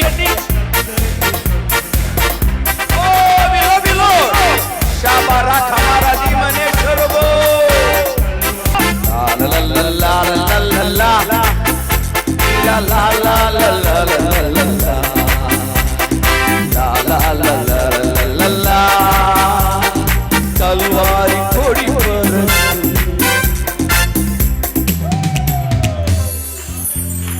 ஆமென். பதில்களை கொடுக்கிற தேவனாய் இருக்கிறதற்காக நன்றி சொல்லுகிறேன். ஆணி பாய்ந்த கரத்துக்குள்ளே எங்கள் மாநிலத்தை நான் கொடுக்கிறோம். பயிரிடுகிறவன் பலனிலே முந்தி பங்கடைய வேண்டும் என்று சொன்னீர். இது இந்த தேசத்துல ஆண்டவரே பயிரிடுகிற சுவிசேஷம் என்கிற பயிரை இந்த தேசத்துல விதைப்பதற்காக தமிழகம் ஏராளமான மிஷனரிமார்களை இந்த தேசத்துக்குள்ள அனுப்பியது ஆண்டவரே. இந்த மாநிலம் பயிரிடுகிற மாநிலமாய், சுவிசேஷம் என்கிற விதையை விதைக்கிற மாநிலமாய் இருந்தது. ஆகையால் ஆசீர்வாதத்திலே இந்த மாநிலம் முந்தி பங்கடைவதாக. Oh, let it be in the first row in Jesus name. Sprinkle the mighty blood. மண்ணெல்லாம் இயேசுவின் ரத்தம் தெளிக்கப்பட்டு ஆசீர்வதிக்கப்படட்டும். விளை நிலமாய் மாறட்டும். மானாவாரி எல்லாம் விளை நிலமாய் மாறட்டும். இயேசுவின் ரத்தத்தை தெளித்து ஆசீர்வதிக்கிறோம். இயேசுவின் நாமத்தில் பிதாவே, ஆமென். கரங்களை தட்டி கர்த்தருக்கு நன்றி சொல்லுவோம். ஹல்லேலூயா. தேவன் நல்லவர். தேவனை புரிந்து கொள்ளுங்கள். தேவனை புரிந்து கொள்வதே எல்லா அறிவிலும் மேலான அறிவு. உண்மை அறிகிற அறிவின் மேன்மைக்காக. ஒரு மனுஷனுக்கு ஏன் நம்ம இன்செக்யூர் ஃபீலிங் வருது? கடவுளை பற்றி சரியாக புரிஞ்சுக்கிறது தான். ஒருத்தர் உங்களை பார்க்க 10 மணிக்கு வரேன்னு சொல்லியிருக்கிறாரு. நைட்டு 10 மணி 11 மணி நீங்கள் ஒரு ஜங்ஷனில் நிற்கிறீங்க, ஆள் இல்லாத இடம். அவரை நல்லா தெரியும்னா உங்களுக்குள்ள பயம் வரவே வராது. அவர் மேலே உங்களுக்கு ஒரு டவுட் இருக்குது, அவர் யாருன்னு தெரியல அப்படின்னா உங்களுக்கு ஒரு பயம் இருக்கும். இன்றைய மனிதனுடைய இன்செக்யூர் ஃபீலிங் காரணம் கர்த்தர் யார் என்பது தெரியல. ஏதோ கர்த்தர் அரசியலுக்கே சம்மந்தம் இல்லாத ஒரு ஆள் மாதிரி அவர் வேற எங்கேயோ ஓடிக்கிட்டு இருக்காரு. இன்றைக்கி பாருங்கள், இந்த வாரமும் வழக்கம் போல் சொசைட்டியில் என்ன நடக்குன்னே தெரியாமல், போன வாரம் நான் 3ஆம் வானத்தில் விட்டோம், இந்த வாரம் 4ஆம் வானத்திற்கு போவோம். இன்னும் இது தனி ட்ராக்லேயே தான் போயிட்டு இருக்கிறீங்க. என்ன நடக்குது? நீங்கள் அதை கவனிக்காமலே இருந்தீங்கன்னா அது ஒரு நாள் உங்களை டிஸ்டர்ப் பண்ணி உங்களை திரும்பி பார்க்க வச்சிரும். ஆமாம், திடீர்னு ரூபா நோட்டு செல்லாமல் போச்சுன்னொன்னே திரும்பிங்க பார்த்தீங்களா ஒரு பக்கம். ஊழியக்காரங்க அன்னைக்கு தான் திரும்புகிறேன், என்ன காணிக்க வருமா? நீ தான் இதே கவலைப்படாத இல்லைப்பா, நீ வேறு ட்ராக்லேயே 3ஆம் ட்ராக்லேயே போ. எதுக்கு வந்து டிமானிட்டைசேஷனுக்குள்ளே வர? நீ ஒன்று புரிஞ்சுக்காங்க, நம்ம தலை 3ஆம் வானத்துலாம் இருக்குது, ஆனால் கால் பூமியிலையும் இருக்குது.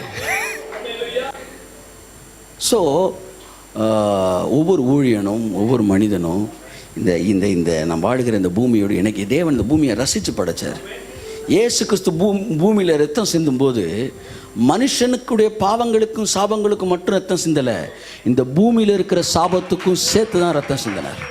ஒரு நல்ல தேவனுடைய ஊழியக்காரன் மனிதன் மீது இருக்கிற சாபத்தை மட்டுமல்ல, இந்த பூமியின் மீது இருக்கிற சாபத்தையும் பிரேக் பண்ணக்கூடிய இயேசு கிறிஸ்துவின் ஊழியக்காரனாக தான் இருப்பான்.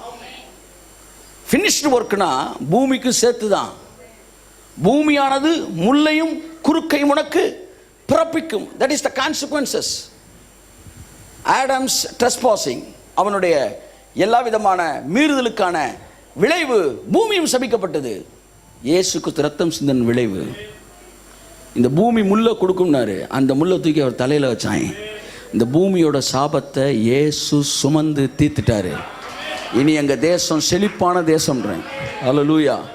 ஆனால் எதெல்லாம் நான் மனசில் வந்து இதோட அவங்க விடக்கூடாது, இதை சேர்க்கணும் அதை சேர்க்கணும், எதெல்லாம் நான் நினைக்கிறேனோ அதெல்லாம் அவங்க அடுத்தடுத்து பேசிக்கிட்டே இருக்கிறாங்க. எனக்குள்ள ஒரு ஆசை அந்த மரம் நடுறதை பற்றி. அப்போ நான் நினச்சேன், 1 கோடி பேர் இறக்குற இருக்கிறாங்க. இவங்க அத்தனை பேர் ஒரு ஆளுக்கு ஒரு 10 மரக்கன்றை மெயின்டைன் பண்ண 100 கோடி வந்து 10 கோடி மரக்கன்றுகள் இந்த தமிழ்நாட்டில் வந்துச்சுன்னா நீங்கள் காவிரி தண்ணிக்கு வெயிட் பண்ண வேணான்றாங்க. தமிழ்நாட்டுக்குள்ள நுழைஞ்சாலே தமிழ்நாட்டோட ஆக்சிஜன் லெவல் மட்டும் வேறு மாதிரி இருக்குமா? நான் யோசிச்சுக்கிட்டே இருக்கிறேன். அடுத்த நாள் ஒருத்தன் சொல்கிறேன், நீங்கள் போகும்போது ஆள் ஒவ்வொருத்தரும் மரக்கன்றுகள் வாங்கிட்டு தான் போகணுன்றாங்க. அறிவு வேணாம். வாரம் 5000 பேர் கூடுறீங்களேப்பா கிறிஸ்தவங்க, வாரம் 500 பேர் 1000 பேர் கூடுறீங்களே. என்னைக்காச்சும் ஒரு நாள் என் ஜனங்களை அனுப்பிச்சி விட்டு மாதத்துக்கு ஒரு மரக்கன்று நம்முடைய சபையில் கொடுக்குறேன், வீட்டில் போய் என்ன செய்யுங்க, இந்த மரக்கன்றை நட்டு மெயின்டைன் பண்ணுங்கள். இந்த வருஷம் முடியும் போது நம்ம சர்ச்சிலேருந்து ஒரு 10,000 மரக்கன்றுகள் நட்டுருக்கணும். உங்கள் வீட்டுக்கு பக்கத்தில் சொல்லித்தர தெரியுது அவர் பாஸ்டருக்கு? தெரியாது. ஏன்னா அவருக்கு சொசைட்டியை பற்றி கவலை கிடையாது. அவர் காணிக்கையை பற்றி தான் கவலை. என்னப்பா காணிக்கை குறைஞ்சிருக்குன்னு பிறகு தான் அவருக்கு 500 1000 செல்லாதுன்னு சொல்லிட்டாங்களான்னு அப்புறம் என்ன அரசியலுக்கு வராரு. This is what selfishness. ஜனங்களை நம்முடைய கரங்களில் கொடுத்துருக்கும் போது அவர்களுக்கு என்ன நீங்கள் பேசுகிறீர்கள்? இருங்க, 10 லட்சம் பேர் இருக்கிறாங்க, உங்கள் கையில் 2 நிமிஷம் மைக்க கொடுத்தாங்கன்னா அந்த 10 லட்சம் பேர் மனதிலையும் ஒரு விஷயத்தை நீங்கள் பதிச்சிருவீங்களா இல்லையா? உன் கையில் 500 பேரை கொடுத்துருக்கேன்ல, கொஞ்சத்தில் உண்மையாகவே இருக்க மாட்டேன்ற, வாரம் உனக்கு பெர்மிஷன் கொடுக்குறேன், அங்கே வந்து உளறிட்டு போகிற இதையோ. வாரம் 500 பேர் 1000 பேர் வரும்போது மைக்கை கொடுத்து ஏதோ உளறிட்டு போகிற மனிதர்கள் 10,000 பேர் 10 லட்சம் பேர் இருக்கிற இடத்துல என்ன பேசுவாங்க? ஒவ்வொரு நேரத்தையும் உங்கள் கரங்கள் கொடுக்கப்பட்ட மனிதர்களை சரியான பாதையில் நடத்துங்கள். தேசத்தின் திருப்பு முனைகள் எல்லாம் தேவனால் தான் நடக்கிறது. பைபிளை ஃபுல்லாக படிங்க. பைபிளில் பழைய ஏற்பாட்டில் பல நேரங்களில் தேவன் புறஜாதி ராஜாக்களை எடுத்து பயன்படுத்தி இருக்கிறார், தன்னுடைய விருப்பத்திற்காக பயன்படுத்தி இருக்கிறார். பிரபலமான பல ராஜாக்கள் இருக்கிறார்கள். நேபுகாத்நேச்சர், பெல்ஷத்சார், இன்னுமாய் வந்து அதோட முக்கியமான ஒருத்தன் ஏசாயால வருவான், பேர் என்னப்பா? கோரேசு. அவனை பார்த்து சொல்றாரு, நீ என்னை அறியாதிருந்தும் உனக்கு என் நாமத்தை நான் தரிப்பித்தேன், நான் அபிஷேகம் பண்ணின கோரேஸ்ன்றாரு. அவன் ரசிக்கவே படலை, அவனை நான் அனாயிட் பண்ணிட்டேன்டா, அவன் வந்து நான் நினைச்சதெல்லாம் செய்வான்டான்றாரு. அருமையான தேவ பிள்ளையே, ஏன் தேவனால் வந்து புறஜாதியில் இவனுக்கு என்னன்னா ஒரு கிறிஸ்தவன் மேலே உட்காந்துருக்கணும்.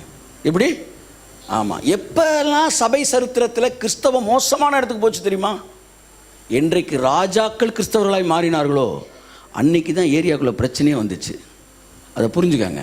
இன்பேலன்ஸ் ஆயிடுறாங்க. யார்? ஒரு எடுத்துக்காட்டு சொல்லுங்கள். என் பேர் என்னம்மா?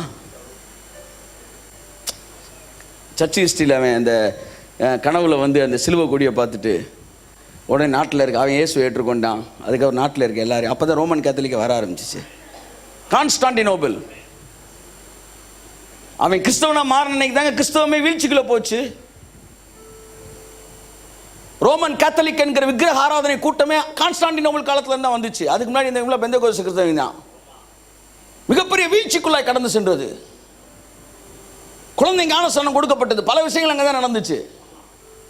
அப்ப தலைவர்களா இருக்கட்டும், தேவன் நம்மளை உப்பா தான் கூப்பிட்டுருக்காரு. உப்புன்னா என்ன தெரியுமா? உப்பு சாப்பாட்டில் தனியா இருந்தா சரியில்லை. உப்பு சாப்பாட்டில் இருக்கணும், ஆனா எங்க இருக்குன்னே தெரியக்கூடாது. கையை தட்டு. அதுதான் முருங்கைக்காயில இருக்கும் உப்பு, கறியில இருக்கும் உப்பு, எல்லாத்துலயும் இருக்கும், ஆனா எங்கேயுமே தெரியாது. கையை தட்டு. உன் ஜெபம் எல்லாத்துலயுமே இருக்கும், ஆனா நீ தெரிய மாட்ட. ஆனா எல்லாத்துலயும் உன் ஜெபத்தோட ரிசல்ட் தெரியணும். கை தட்டுங்க ஒரு அவருக்கு. That is what God's plan. உப்பு மறைந்திருந்து தாக்கத்தை கொடுப்பது. ஜிக்கி வாசுதேவா ஜக்கியா, அவர் யார் பாரு? ஜாக்கியா? ஜக்கி வாசுதேவ் ஒரு ஆலோசனை சொல்லியிருக்கிறாரு. நான் யோசித்தேன், பாருங்க, புறஜாதி தலைவர்கள்லாம் ஆலோசனை சொல்கிறாங்க, ஆனால் ஒரு கிறிஸ்தவ தலைவர் கூட ஆலோசனை சொல்கிறதுக்கு இல்லை. ஆனால் அமெரிக்காவில் வந்து பில்லி கிரஹாம் அவரோட பையங்க வந்து பதவியேற்பு விழாவுக்கு வந்துட்டு போகிறாங்க. ஏன் இங்கே யாரும் இல்லை? இவன் 50 பேர் யூனிஃபார்ம் மாட்டி கொடைக்கம்போட போய் நின்றுறாங்கல்ல. வருஷம் 500 தட்டி விட்டு அதில் ஒருத்தர் வந்து எனக்கு இந்த 500 தரலன்னு சொல்லி தான் என்கிட்ட அப்ரூவர் ஆனார். ஏன் இந்த மேட்டர்லாம் வெளியே சொன்னார்னா அவரோட 500 அவருக்கு வரல. அதனால் சொல்லிட்டாரு, நான் வந்து இப்போ ரெவரண்டே கிடையாது, என்னை ட்ரெஸ்ஸை போட்டு கூட்டிகிட்டு போயிட்டாங்க. ஸோ என்ன சொல்லுவாங்க, இந்த மாதிரி ஒரு தரமில்லாத ஒரு கிறிஸ்தவ வாழ்க்கை வாழ்கிறனால தான் ராஜாக்களுக்கு ஆலோசனை சொல்லத்தக்க தேவன் நம்மளை கொண்டு போக முடியல. உன்னை வாளாக்காமல் தலையாக்குவேன். யாருக்கு தலை? அரசியல்வாதிகளுக்கும் நாட்டின் மிகப்பெரிய தலைவர்களுக்கும். அவங்களுக்கு தலை இருக்கும், ஆனால் அதுலேருந்து வேலை நடக்காது. அவங்களுக்கு தலையாக உங்களை வைப்பார், பிரெயினாக உங்களை வைப்பார். உங்கள் பிரெயின்லேருந்து அவங்களுக்கு விஷயம் போய் தேசத்தில் பெரிய மாற்றங்கள் நடக்கும். We are king makers. அதனால் நடக்கிற காரியத்தில் அங்கே யாராச்சும் வந்திருக்காங்களா, கிறிஸ்தவங்க இருக்கிறாங்களா அப்படிலாம் பார்க்காதீங்க. தேவன் இருக்கிறாரா, வேலை பார்க்குறாரா? கோரேஸ் எடுத்து பயன்படுத்தலையா? நெபுகாத்நேச்சர் சொல்லலையா? என்ன சொன்னா? இவர்கள் தேவன் தான் உண்மையான தேவன். அவன் வாயிலிருந்து வரணுமையா ஸ்டேட்மெண்ட். ஒரு ஊழியக்காரன் வந்து இயேசுவே மெய்யான தேவன் என்று சொல்லுவதில் போது சந்தோஷப்படுவதை விட ஒரு புறஜாதி ராஜா இயேசுவே மெய்யான தேவன் சொல்லும் போதுதான் தேவன் மகிமைப்படுகிறார் என்றேன் நான். ஆமென். மறைந்திருந்து செயல்படுங்கள். உங்கள் ஜெபங்களினாலும் ஆசீர்வாதத்தினாலும் தேவன் செய்கிறதை தரித்திருந்து பாருங்கள். எவ்வளோ நல்லவர். தந்திரக்காரனுடைய கை அவன் செயல்பட முடியாது, காரியத்தை முற்றும் நடப்பிக்காது, பாதியில நிப்பாட்டு வேணாரு. சொன்ன மாதிரி செய்கிறாரா? மாடை வச்சு அரசியல் பண்ண அதே மாடை வச்சு நான் அண்ணனுக்கு. தேவன் நல்லவர். ஆமென். ஸோ ஆகையால் என் அன்புக்குரியவர்களே, ரொம்ப ரிலீஜியஸ் இதுக்குள்ளே போகாது. நான் ஒரு கேள்வி கேட்குறேன். ஒருத்தர் என்ன ரொம்ப பஞ்சாயத்தை ஓட்டினார். எனக்கு ஃபோனை போட்டு அவர்கள் எல்லாம் கிறிஸ்தவர்களாகவில்லை, அவர்களுக்கு எப்பொழுது ரட்சிப்பு வரும். நான் சொன்னேன், அப்போ அப்படியே கொஞ்சம் ட்ராக்ஸ் அடிச்சுட்டு நேராக மெரினாக்குள்ளே போய் கொடுங்க, ஏசு நல்லவன் கொடுங்க. நீங்கள் எல்லாம் பாவியல்ரா, நீங்கள் வந்து தாகோன் சிலை மாதிரி, அது என்னப்பா அது, அந்த பொன் கன்றுக்குட்டியை செஞ்சுருக்கீங்கன்னு போய் பேசுங்க. என்கிட்டயே வந்து மோதுறீங்க. அங்கே போக முடியாது, ஏன்னா ரவுண்டு கட்டிடுவாங்க. அதனால் வீட்டிலேருந்து ஜோம் பண்ணு ஒரு நாள். ஆனால் நான் உள்ளே இறங்கி நண்பர்களை சம்பாதிப்பேன். அந்த நண்பர்களை நாளை இயேசுவின் இரட்சகராக ஏற்றுக்கொள்ளக்கூட மாற்றுவேன். நான் ஒரே ஒரு கேள்வி கேட்டேன். சகையை பார்த்து ரட்சிப்பு வந்துருச்சுன்னு சொன்னதுக்கப்புறம் வீட்டுக்கு சாப்பிட போனாரா, வீட்டுக்கு சாப்பிட போனதுக்கப்புறம் இந்த வீட்டுக்கு ரட்சிப்பு வந்துச்சுன்னு சொன்னாரா? முதல்ல சாப்பிடு, அப்புறம் சொல்லு. ஆமாம், கிளம்பிடாதீங்க, சாதிக்க விரும்புகிறேன் அந்த குரூப்லாம் சொல்லிடுறேன், சாதிக்க விரும்புகிறேன்ற மாதிரி. ஸோ நல்லா கவனிங்க. உறவு, பழக்க வழக்கங்கள். நீங்கள் கடன் வாங்குறதுக்கு வைக்கிற உறவை பற்றி நான் பேசலை. நீங்கள் வந்து ஊருக்கு கதை பேசுகிறதுக்கு பக்கத்து வீட்டுக்காரனை கூப்பிட்றீங்களே, அதை பேசலை. அத்தகைய உறவுகளை துண்டிச்சிடுறீங்க வெளியே இயேசு நாமத்தில். நான் சொல்றது நல்ல நோக்கத்தோடு இருக்கிற உறவுகளை, கிறிஸ்துவுக்காக உருவாக்கி கொள்கிற உறவுகள். எப்பவுமே அவனை கிறிஸ்தவன் ஆகணுன்ற ஒரே நோக்கத்தில் தெரியாதீங்க. புரிஞ்சுக்காங்க. முதலாவது அவன் ஆசீர்வதிக்கப்பட வேண்டும். அடுத்து அவன் சொல்லணுமா, ரட்சிக்கப்படுவதற்கு நான் என்ன செய்ய வேண்டும் அப்படின்ற கேள்வி அவன் வாயிலிருந்து வரணும். அப்புறம் தான் இயேசுவே சொல்லணும். கையை தட்ட வருது அவருக்கு. ஆமென். நம்ம குரூப் போன உடனே நீ ரட்சிக்கப்படுவதற்கு என்ன செய்ய வேண்டும் என்றால், நான் கேட்கவே இல்லையே. நான் கேட்கவே இல்லையே சார். ஆனா யோவான் சாண்ட கேட்டாங்க. பவுலுக்கு நடந்ததை பார்த்த உடனே அந்த சிறைச்சாலை அதிகாரி வந்து கேட்டான், ரட்சிக்கப்படுறதுக்கு நான் என்ன சார் செய்யணும் அப்படின்னா. புரியுது உங்களுக்கு? உங்களுக்கு நடக்கிறத பார்த்து மற்றவங்க வந்து கேட்கணும், ரட்சிக்கப்படுறதுக்கு நான் என்ன செய்யணும். கையை தட்டுங்க. அப்புறம்தான் பிரசங்கம். அது வரைக்கும் வாழ்க்கை, சாப்பாடு. இந்த வீட்டுக்கு ரட்சிப்பு வந்துச்சுன்னு அப்புறம் சொல்றாரு. எவ்வளோ நல்ல தேவன். இயேசுநாதர் போன உடனே பாவிகள் எல்லாம் பாருங்க அப்படியே அழுகுறாங்க.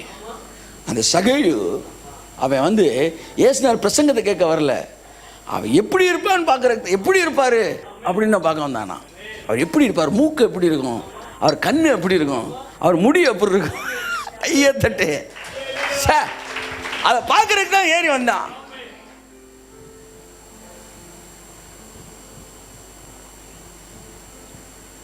அவனுடைய வாழ்க்கையில் மாற்றத்தை தேவன் கொடுத்தாரு. சில நேரம் உங்களை ரசிக்கிற ஜனங்கள் கூட உங்களை ரசிக்கணும்னு வருவாங்க. நீலாம் பாவிகள், வெளியே போ அப்படி சொல்லாதீங்க. ஒரு தடவை வந்து ஒரு பெரிய ஒரு கான்ஃபரன்ஸு, ஆயிரக்கணக்கான பேர் கூட்டியிருக்கிறாங்க. அதில் ஒருத்தர் ஃபஸ்ட்டு தமிழ்நாட்டில் பிரபலமான ஒருத்தர்,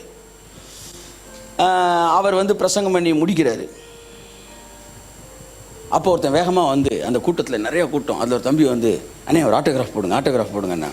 உடனே அவனை அந்த கூட்டத்துக்குள்ளே அது புக்கை பிடிங்கிட்டு, நீங்களாம் திருந்தவே மாட்டீங்களா, கர்த்தர் ஒருத்தர் தான் மகிமை, என்ன இப்படி ஆகி போயிட்டீங்க அப்படி இப்படி அவனை போட்டு வாருன்னு வாரிட்டாரு. மூஞ்ச செத்து போயிட்டா. எனக்குன்னா பாருங்க நைட்டெல்லாம் எனக்கு அவன் ஞாபகம் தான் ஓடுது. என்னடா ஒருத்தர் ஆட்டோகிராஃப் கேட்டது தப்பா, அவன் லெவலுக்கு அவன் செய்கிறான், அவனை அப்புறமேட்டு அவனை நண்பனாக்கி அவனுக்கு சொல்லிக் கொடுக்கலாம், அவனை பொது இடத்துல போட்டு பண்ணுறதான்னு யோசிச்சுட்டு விட்டுட்டேன். அடுத்த நாள் பாருங்கள், அடுத்து ஏன் செஷன் முடிஞ்சோன்னா அப்படியே திரும்ப வழக்கம்போல ஃபேன்ஸுக்கு வரும். அவனை அப்படி கூட்டத்தில் நிற்கிறான், அவனுக்கு கேட்குறதுக்கு ஒரு தயக்கம், ஆனால் வச்சிருக்கிறான். நான் சொன்னேன் வாப்பான்னு கூப்பிட்டு ஆட்டோகிராஃப் போட்டேன், வா. அது ஒன்றும் தப்பே கிடையாது. இயேசு எப்படிப்பட்டவரோ, நான் என்ன பேசிட்டு இருக்கேன்னா, ரிலீஜியஸ் ஸ்பிரிட் உங்கள்கிட்ட இருக்கக்கூடாது. ஆமாம், ரிலீஜியஸ் ஸ்பிரிட் இருக்கக்கூடாது. முதலாவது த ஸ்பிரிட் ஆஃப் லவ், அன்பு இருக்கணும். அன்புக்கு அப்புறம்தான் என்ன வருது, சுவிசேஷமே வருது. ஹல்லேலூயா. அந்த லவ், ரியல் லவ். சிலர் பாருங்க சுவிசேஷம் சொல்லணும்னே ஒரு பிளாஸ்டிக் ஸ்மைல் வச்சிருப்பாங்க. இதெல்லாம் கதைக்காகவே ஆகாது. Praise the Lord, praise the Lord. Brother உங்களை ரொம்ப நாளாக தேடிட்டு, சிஸ்டர் ஏன் நேற்று நீங்கள் வரவே இல்லை, உனக்கு வந்து அவனை கிறிஸ்தவனாக்குன்னு ஒரே நோக்கத்தில் இருக்கிற நீ, இதெல்லாம் உள்ள தொடவே அவனு பிரைஸ் த லார்ட் அப்படின்ட்டு அங்கிட்டு போனவொடனே அவங்க சர்ச்சுக்கு வர்றதுக்காண்டி ஒரு எல்ஐசி பாலிசி போடுற ஒரு ஆள் உங்கள் முன்னாடி உட்காந்து, நான் உங்களுக்கு எல்ஐசி பாலிசிக்காக ஒரு 10 நிமிஷம் பேசவான்னு தொடங்குறான். நீங்கள் நல்லா இருக்கணும், நீங்கள் சுகமாக இருக்கணும், அப்படி இப்படின்னு பேசுகிறான். ஏதாச்சும் ஒரு வரி உங்கள் காதுக்கு ஏறுமா? ஏறாது. அவன் என்னைக்கு பாலிசியை போடணும்னு வந்துட்டானோ அதுக்கப்புறம் அவன் என்ன அன்பாக பேசுனாலும் உங்களுக்கு உங்கள் ஷட் டவுன் ஆயிடுவீங்க. ஏன்னா அவன் நோக்கத்தை நீங்கள் புரிஞ்சுக்கிட்டீங்க. அப்படித்தான் ஒருத்தனை மதம் மாற வைக்கணும் அல்லது இயேசுவை ஏற்றுக்கொள்ள வைக்கணும் நல்ல நோக்கமாக இருந்தாலும் அந்த நோக்கத்துக்காக ஒருத்தன் என்ன செய்யக்கூடாது, ஒருத்தன் உதவி செய்யக்கூடாது. அவன் இயேசுவை ஏற்றுக்கொள்ளட்டாலும் பரவாயில்லைங்க, அப்படின்னு ஒன்று செய்கிறீங்களா, அதுக்கு பேர் தான் உண்மையான அன்பு.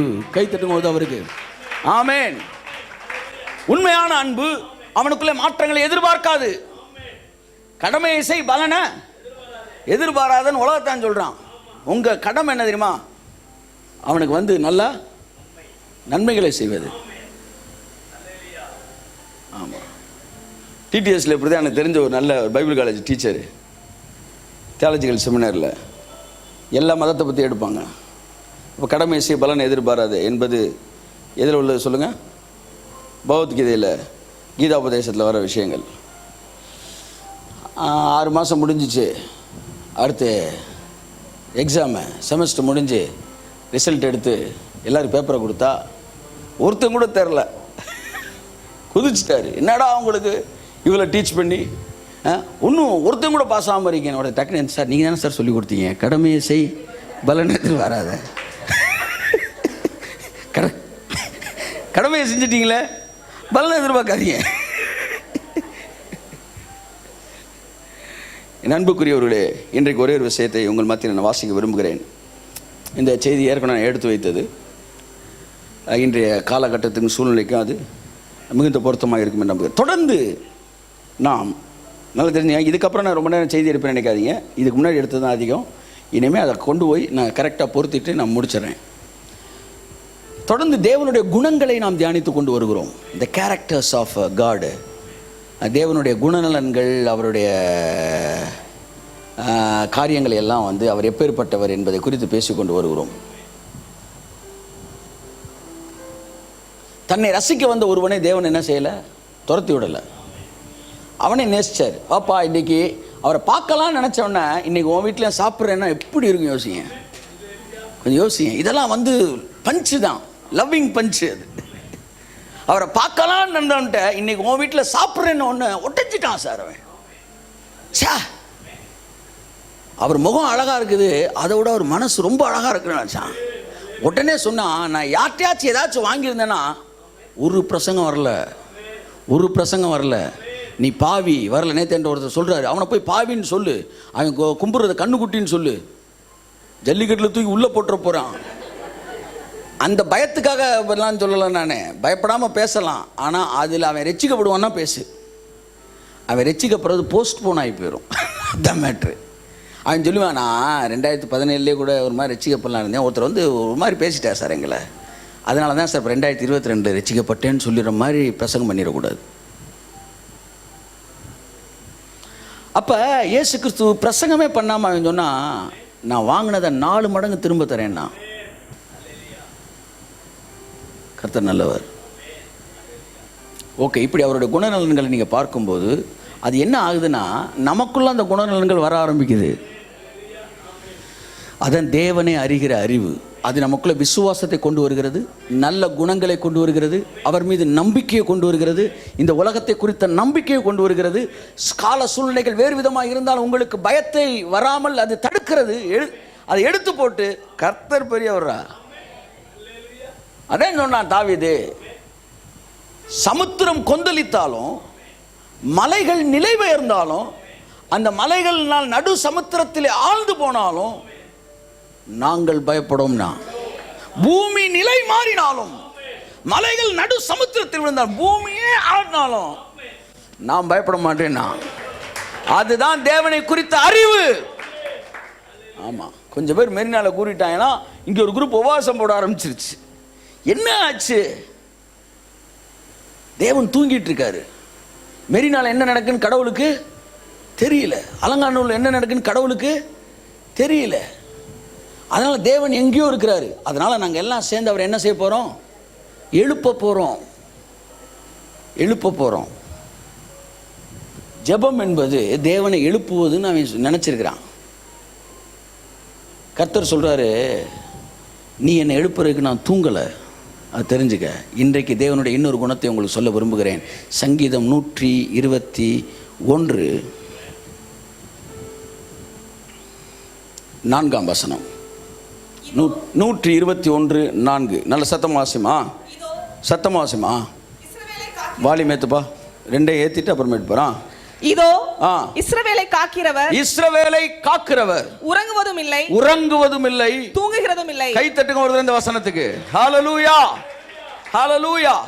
இஸ்ரவேலை காக்கிறவர் உறங்குகிறதும் இல்லை தூங்குகிறதும் இல்லை. ஆர்சி மொழிபெயர்ப்பில் இருக்க, அவர் அயர்வதும் இல்லை. அயர்றதுன்னா அப்படி கூட சொல்ல மாட்டானா. யார் அவர்? நம்மை காக்கிறவர். அவர் உறங்குவதில்லை, அவர் தூங்குவதில்லை. இதனுடைய அர்த்தம், அவர் வந்து ரொம்ப கிளீனாக உன்னை வாட்ச் பண்ணிட்டு இருக்கிறார் என்பது மட்டுமல்ல, அவர் ஒன்றை மட்டும் இல்லை, உன் ஊரை வாட்ச் பண்ணுறாரு, அரசியலை வாட்ச் பண்ணுறாரு, சொசைட்டியை பார்க்குறாரு, சட்டங்கள் இயற்றுகிறத பார்க்குறாரு. எல்லாவற்றையும் தேவன் பார்த்து கொண்டிருக்கிறார். இது மட்டுமல்ல, தேவன் அவைகளுக்கு பின்பாக இயங்கிக் கொண்டிருக்கிறார். தேவன் பார்த்து கொண்டிருக்கிறார் என்பதற்கான விளக்கம் அல்ல இந்த வசனம். தேவன் வேலை செய்து கொண்டிருக்கிறார் என்கிற விளக்கத்தின் அடிப்படையில் அந்த வசனம் எழுதப்பட்டிருக்கு. நாங்கள் ஒன்றும் இங்கே தூங்கிட்டு இல்லைப்பா, நாங்கள் நைட் அண்ட் டே வேலை பார்த்துக்கிட்டு இருக்கிறோம், இப்படி சொல்லி கேள்விப்பட்டிருக்கிறீங்களா? நாங்கள் ஒன்றும் இங்கே அப்படின்னா என்ன அர்த்தம்? கடுமையாக வேலை பார்த்துக்கிட்டு இருக்கோன்னு அர்த்தம். அதைத்தான் அவர் சொல்கிறார், உன்னை பாதுகாக்கிற நான் இங்கே தூங்கிட்டு இருக்கல. நல்லா தட்டு, நல்லா தட்டு. நான் ஒன்றும் இங்கே தூங்கிட்டு இருக்கல, உன் பாதம் கல்லில் இடராதபடி உன்னை காக்கிற தேவன். ஆமென். எத்தனை பேர் விசுவாசிக்கிறீர்கள்? நான் தூங்குறது இல்லைன்னா பாவம், தூக்க மாத்திரையை கொடுத்து அவர் தூங்க வைங்கடான்ற லெவலில் வசனத்தை வாசிக்கக்கூடாது. தூக்கமே வரல போல அவருக்கு. தேவன் ஓய்வெடுத்தார்னு ஒன்று 5 நாள் தேவன் டயர்ட் ஆகிட்டார்னு அர்த்தம் கிடையாது. தேவனுக்கு டயர்டே கிடையாது. ஏன்னா அவர் தான் எனர்ஜியே. அவருக்கு எனர்ஜி இல்லை, அவர் தான் எனர்ஜி. தேவனை நிரப்புனார்னா நான் எனர்ஜி ஆயிடுறேன். So God he himself is energy. ஓய்வெடுத்தார்னா என்ன அர்த்தம்னா வேலையை முடிச்சார்னு அர்த்தம். இங்கே தூங்குவதில்லைன்னா என்ன அர்த்தம்னா அவர் முடிச்சு பார்த்துக்கிட்டே இருக்கார்னு அர்த்தம் இல்லை, அவர் வேலை பார்த்து கொண்டிருக்கிறார், வேலை பார்த்து கொண்டிருக்கிறார். உனக்காகவும் எனக்காகவும் இந்த சொசைட்டியில், இந்த அரசியலில், இந்த வாழ்க்கையில், உன் தொழிலில், உன் குடும்பத்தில், உன் பார்ட்னர்ஷிப்பில், உன் பிரச்சனையில் இந்த காலை வேளை நான் சொல்லுகிறேன், தேவனாய கர்த்தர் உனக்காக இயங்கிக் கொண்டிருக்கிறார். கரங்களை தட்டி கர்த்தர் நன்றி சொல்லுவோம். என் தேவன் எனக்காய் வேலை.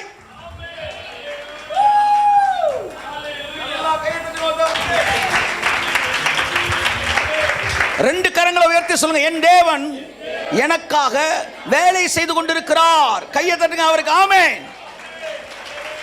எங்கள் தேவன் வேலை செய்கிற தேவன். நீங்க தூங்குவீங்களா? அவர் வேலை பார்த்துக்கிட்டு இருக்கிறாரா? ஹல்லேலூயா. ஆமென். போன வாரம் மெசேஜை போய் கேளுங்க. உங்களுக்காக நீங்க பிறந்த ஊரை உலகமெங்கிலும் சொல்ல வைப்பாரான்னு பேசணும். அவர் சொல்ல வைக்கிற பல ஸ்டைல் இது ஒரு ஸ்டைலு. ஆமாம், எல்லாம் கேட்குறேன், மதுரைன்னா அப்போ அலங்காநல்லூர் பக்கம். அதே தான், அதே மதுரை தான். போன வாரம் மதுரையை பற்றி பேசணும், அலங்காநல்லூர் ஜல்லிக்கட்டை பேசணும், தமிழை பற்றி பேசணும். எல்லாமே உச்சரிக்கிறாங்க. இந்தியாவில் பல மாநிலம் தமிழ் மக்களோட உணர்வு இதெல்லாம் நம்மளை சந்தோஷப்படுத்துது. இதெல்லாம் உங்களுடைய அட்ரஸ்ஸு. ஆமாம், அட்ரஸ்ஸு. கிறிஸ்தவனா அப்பா பேரை மாற்றிடுவீங்களா? இல்லை. அப்பா பேரை மாற்றாதனால ஏசுனார் உங்களை தூரம் வச்சுறாரு? இல்லை. இது உங்கள் முகவரி. ஆமேன்னு சொல்லுங்க. ஆமேன்.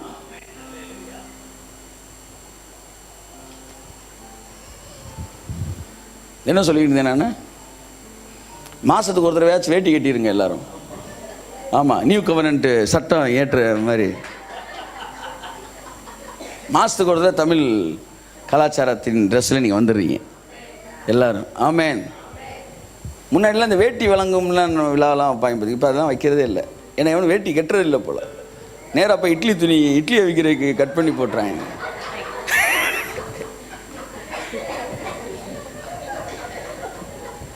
நான் வழக்கம் போல் பேண்ட் எடுத்துட்டேன். அப்புறம் தான் வீட்டில் உள்துறை அமைச்சர், இல்லை நீங்கள் வேட்டி போடுறேன்றீங்க. ஓ சாரி. இல்லை தம்பி, எத்தனை பேர் வேட்டி கட்டிருக்காங்கன்னு பாரு. அது முக்கியம் இல்லை, நீங்கள் சொல்லிட்டீங்க. ஆமாம், மிகுந்த தைரியத்தோடு நின்றுக்கிட்டு இருக்கேன் நான். கொஞ்சம் கொஞ்சமாக தைரியம் வந்துருச்சு நமக்கு. கர்த்தர் நல்லவர். நம்முடைய தேவன் நம்மை காப்பவர், அயர்வதில்லை, உறங்குவதும் இல்லை. அப்படின்னா பார்த்துக்கிட்டு இருக்காருல்ல, அவர் நமக்கு வேலை பார்த்துக்கிட்டு இருக்கிறாரு. உங்களுக்காக வேலை செய்கிற தேவன். யோசேப்பு தூங்கிட்டு இருந்தானா, யோசேப்புக்காக ஒரு கனவை அவன்கிட்ட கொடுத்தாரான். யார்கிட்ட? பார்வோன்கிட்ட கொடுத்தாரு. இப்போ சொல்லுங்க, யோசேப்பு தூங்கினா, ஆனால் தேவன் வேலை பார்த்தாரு. இன்னைக்கு தேவன் தாங்க வேலை பார்க்குறாரு. தேவன் வேலை பார்க்குறாரு. எல்லா எதிர்மறையான சூழ்நிலைகளிலும் உங்கள் தேவனாகிய கர்த்தர் அந்த எதிர்மறையான சூழ்நிலைகள் மத்தியிலே உங்களுக்காக வேலை செய்து கொண்டிருக்கிறார். வேலை செய்து கொண்டிருக்கிறார். வேலை செய்து கொண்டிருக்கிறார். வேலை செய்து கொண்டிருக்கிறார். வேலை செய்து கொண்டிருக்கிறார். ஹல்லேலூயா. ஆமென். உங்கள் எதிரிகளை கூட வச்சு தேவன் வேலை செஞ்சுக்கிட்டு இருக்கிறார். ஒரு 90s வந்து நான் ஊழியம் பண்ணிக்கிட்டு இருந்தப்ப ஒரு குறிப்பிட்ட குரூப் ஒரு 80 பேர் நாங்கள் வாரம் கூடி வந்து யூத் சர்வீஸ் நடத்திக்கிட்டு இருப்போம். திடீர்னு ஒரு குறிப்பிட்ட குரூப் வந்து என் கூட ஒரு பஞ்சாயத்தை கூட்டி வந்து இதெல்லாம் வந்து வந்து அப்படியாக்கு இப்படியாக்குங்க நீங்கள் வந்து அப்படின்னு பேசினாங்க. நான் சொன்னேன், அப்போ வந்து பொறுப்பை நீங்களே இது பண்ணி பண்ணுங்க, இது நம்ம செய்ய வேண்டியது எவ்வளவோ இருக்குது, இதை போட்டுக்கிட்டு பேசிக்கிட்டு அப்படின்னு. பொறுப்பை வாங்க கில்ட்டி கான்சியஸ், இவர் இவ்வளோ உழைச்சிருக்காரு நம்ம போய் பொறுப்பு வாங்குற அதுவும் இல்லை நான் வேறு மாதிரி உங்களுக்கு எது விருப்பமாக செய்யன்னு விட்டேன். ஒன்று அதில் சில மனஸ்தாபங்கள் என்ன ஆகி போச்சு. அடுத்த வாரம் 80 பேரில் எப்படி அவங்களுக்கு தெரிஞ்சவங்க தான் ஒரு 40-50 பேர்கிட்ட அவங்க ஆட்கள் அவங்க ஃப்ரெண்ட்ஸ் தான் வருவாங்க. நம்ம ஒரு 20-25 பேர் தான் இருந்தோம். ராபர்ட் கூட தெரியும்னு நினைக்கிறேன். ஒரு டைமிங்கில் என்ன ஆகி போச்சுன்னா அடுத்த வாரமே அப்படியே ஒரு 50 பேரும் அப்படியே ஸ்டாப்டு. சர்வீஸ்க்கு வந்து பார்க்க 15 பேர் தான் இருக்கிறாய். I was broken. சரி ஓகே அப்படின்னு நான் என்ன சொல்கிறேன், இந்த நேரத்தில் தேவன் உங்களுக்காக வேலை செஞ்சுக்கிட்டு இருக்காரா? அந்த வாரத்தில் என்ன ஒரு பாஸ்ட் என்ன கூப்பிட்டு பேசினேன். நான் கேள்விப்பட்டேன் நல்லா இதாகிட்டு இருக்கும்போது ஒரு டீம் இதாகிடுச்சு. அப்போ அவர் சொன்னார் எனக்கு ஒரு விஷயம் ஒன்று தெரியுமா உங்களுக்கு ஜஸ்டின், 100 ரூபா இருக்கும்போது பிரிவினை பண்ணிங்கன்னா 50 ரூபா போகும். சின்ன லெவல் கூட்டத்தில் இருக்கும் பிரியும் போது வெறும் 50 பேரோட போச்சு, 40 பேரோட போச்சு. கொஞ்சம் யோசிங்க, இதே இது நீங்கள் 500 பேராக மாறின பிறகு இந்த பாகப்பிரிவினை நடந்திருந்தால் எவ்வளோ பேர் போயிருக்குன்னு 300 பேர் போயிருப்பாங்க, நீங்கள் 200 பேரோட உட்காந்துருப்பீங்க. ஆனால் தேவன் நல்லவர், உங்களை ஆசீர்வதிச்சுட்டு பிரிக்கலை, பிரிக்க வேண்டிய பிரிச்சுட்டு தான் உங்களை ஆசீர்வதிக்கிறாங்க. ஒவ்வொரு எதிர்மறையான சூழ்நிலையிலும் என் தேவன் உறங்கி கொண்டிருக்கவில்லை, என் தேவன் தூங்கி கொண்டிருக்கவில்லை, என் தேவன் இயங்கி கொண்டிருக்கிறார். உங்கள் ஒவ்வொருவர் வாழ்க்கையிலும் இழப்புகள் மத்தியிலும் தேவன் இயங்கி கொண்டிருக்கிறார் என்று சொல்லுகிறேன். நீங்கள் கைவிடப்பட்ட சூழ்நிலை தேவன் இயங்கி கொண்டிருக்கிறார். புரிந்து கொள்ளுங்கள், தேவனுக்கு தெரியாமல் ஒரு தலைமுடியும் இந்த பூமியில் கீழே விழாது என்று நான் சொல்லுகிறேன். தைரியமாயிருங்கள், கர்த்தர் உங்களை ஆசீர்வதிப்பார். தைரியமாயிருங்கள். லோத்து சொன்னானா, சொத்தை பிரிச்சு கொடுங்க நாங்கள் போறேங்கன்னா, அப்புறம் போன்ட்டானா. அப்போ இந்த பக்கம் பார்த்தா சோதம் குமாரா எகிப்து, அதாவது வாட் இஸ் தட், ஏதேன் தோட்டத்தை போல் இருந்ததாம். எல்லாரும் நினைச்சாங்க ஆபிரகாம் அதை சூஸ் பண்ணிடுவார்னு. ஆபிரகாம் இத்தியாதி ஃப்ரெண்ட்ஸ்லாம் இருக்கிறாங்க. ஆபிரகாம் வந்து என்ன சொல்லிட்டார், நீ வலதுபுறம் போனா நான் இடதுபுறம் போகிறேன்ப்பா, நீ இடதுபுறம் போனால் நான் வலதுபுறம் போகிறேன்ப்பான்னாரு. என்ன ஒரு முட்டாள்தனமான தலைவனுக்கு பின்னாடி நம்ம நிற்கிறோம்டான்னு கூட இருக்கவங்களாம் நினச்சிருக்கலாம். சொன்னான், தம்பிகளா நம்மளை ஆசீர்வதிக்கிற கர்த்தர் கிழக்கிலும் மேற்கிலும் வனாந்திர திசையிலேருந்து வராது. நான் உங்களுக்கு சொல்லிக் கொடுத்த ஜெபம் நல்லா ஞாபகம் இருக்கும். எனக்கு ஒத்தாசை வரும் பர்வதங்களுக்கு நேராய் வானத்தையும் பூமியையும் படைத்த கர்த்தரிடத்தில் என் கரங்களை ஏறெடுக்கிறேன் என்பதுதான் ஆபிரகாமின் ஜெபமாக இருந்தது. அவன் ஒரு நாளும் வந்து எங்கிட்டாச்சும் கிடைச்சிருமா சிக்கிருமா ஆசீர்வாதங்கள்லாம் போல. அவனோட நல்லா தெரிஞ்சுக்காங்க, நீங்கள் நல்ல ஒரு விசுவாச வீரர்னா எது இழந்தாலும் நீங்கள் பயப்பட மாட்டீங்க. ஒன்று நல்ல மனிதர்கள் இழக்கும்போது தான் நீங்கள் வருத்தப்படணும். எந்த பணமும் விஷயமும் இழக்கும்போது நீங்கள் வருத்தப்படவே கூடாது. என்ன சொல்லணும்னா, வானத்தையும் பூமியும் படுத்த கர்த்தரிடத்தை என் கையன் கரங்களை உயர்த்துறேன். இதுதான் விசுவாசம். உங்கள் கண்கள் அவரை நோக்கி இருப்பதே விசுவாசம். ஆபிரகாம் சொல்லி கொடுத்துருந்தான் தன்னை சுற்றி இருந்தவங்களுக்கு, அதனால் மக்கள் அமைதியாக இருந்தாங்க. லோத்து பார்த்தான், திஸ் இஸ் பெஸ்ட்னு சொல்லி செலக்ட் பண்ணிட்டு போயிட்டான். பைபிள் அழகா சொல்லுது, லோத்து ஆபிரகாமை விட்டு பிரிந்து போனான். அதோட முடியலங்க வசனம். அன்று இரவு கர்த்தர் ஆபிரகாமுக்கு தரிசனமாகி, கையை தட்டு, பயங்கரமான வசனம், பஞ்சிங்கான வசனம். அன்று இரவு கர்த்தர் ஆபிரகாமுக்கு தரிசனமாகி அன்னைக்கு தான் சொல்றாரு, நீ கால் மிதிக்கும் எந்த தேசத்தை உனக்கு நான் தருவேன், கிழக்கும் மேற்கும் வடக்கும். ஒரு திசை போச்சுன்னா நீ நினைக்கிற, நான் உன்னை 4 திசையில ஆசீர்வதிப்பேன். நீ கால் மிதிக்கும் தேசமெல்லாம் உனக்கு தருவேன். அது ஏற்கனவே சொல்லியிருந்தாரு. அன்னைக்கு தான் சொல்றாரு, கண் பார்க்குற இடமெல்லாம் உனக்கு தருவேன்னாரு. அடுத்த லெவல் ஆஃப் பிளஸிங். முந்தின லெவல் என்னன்னா, கால் மிதிச்சா தருவேன்னாரு. என்னைக்கு ஒரு இழப்பு வந்துச்சோ அதுக்கப்புறம் அடுத்த லெவலு கண்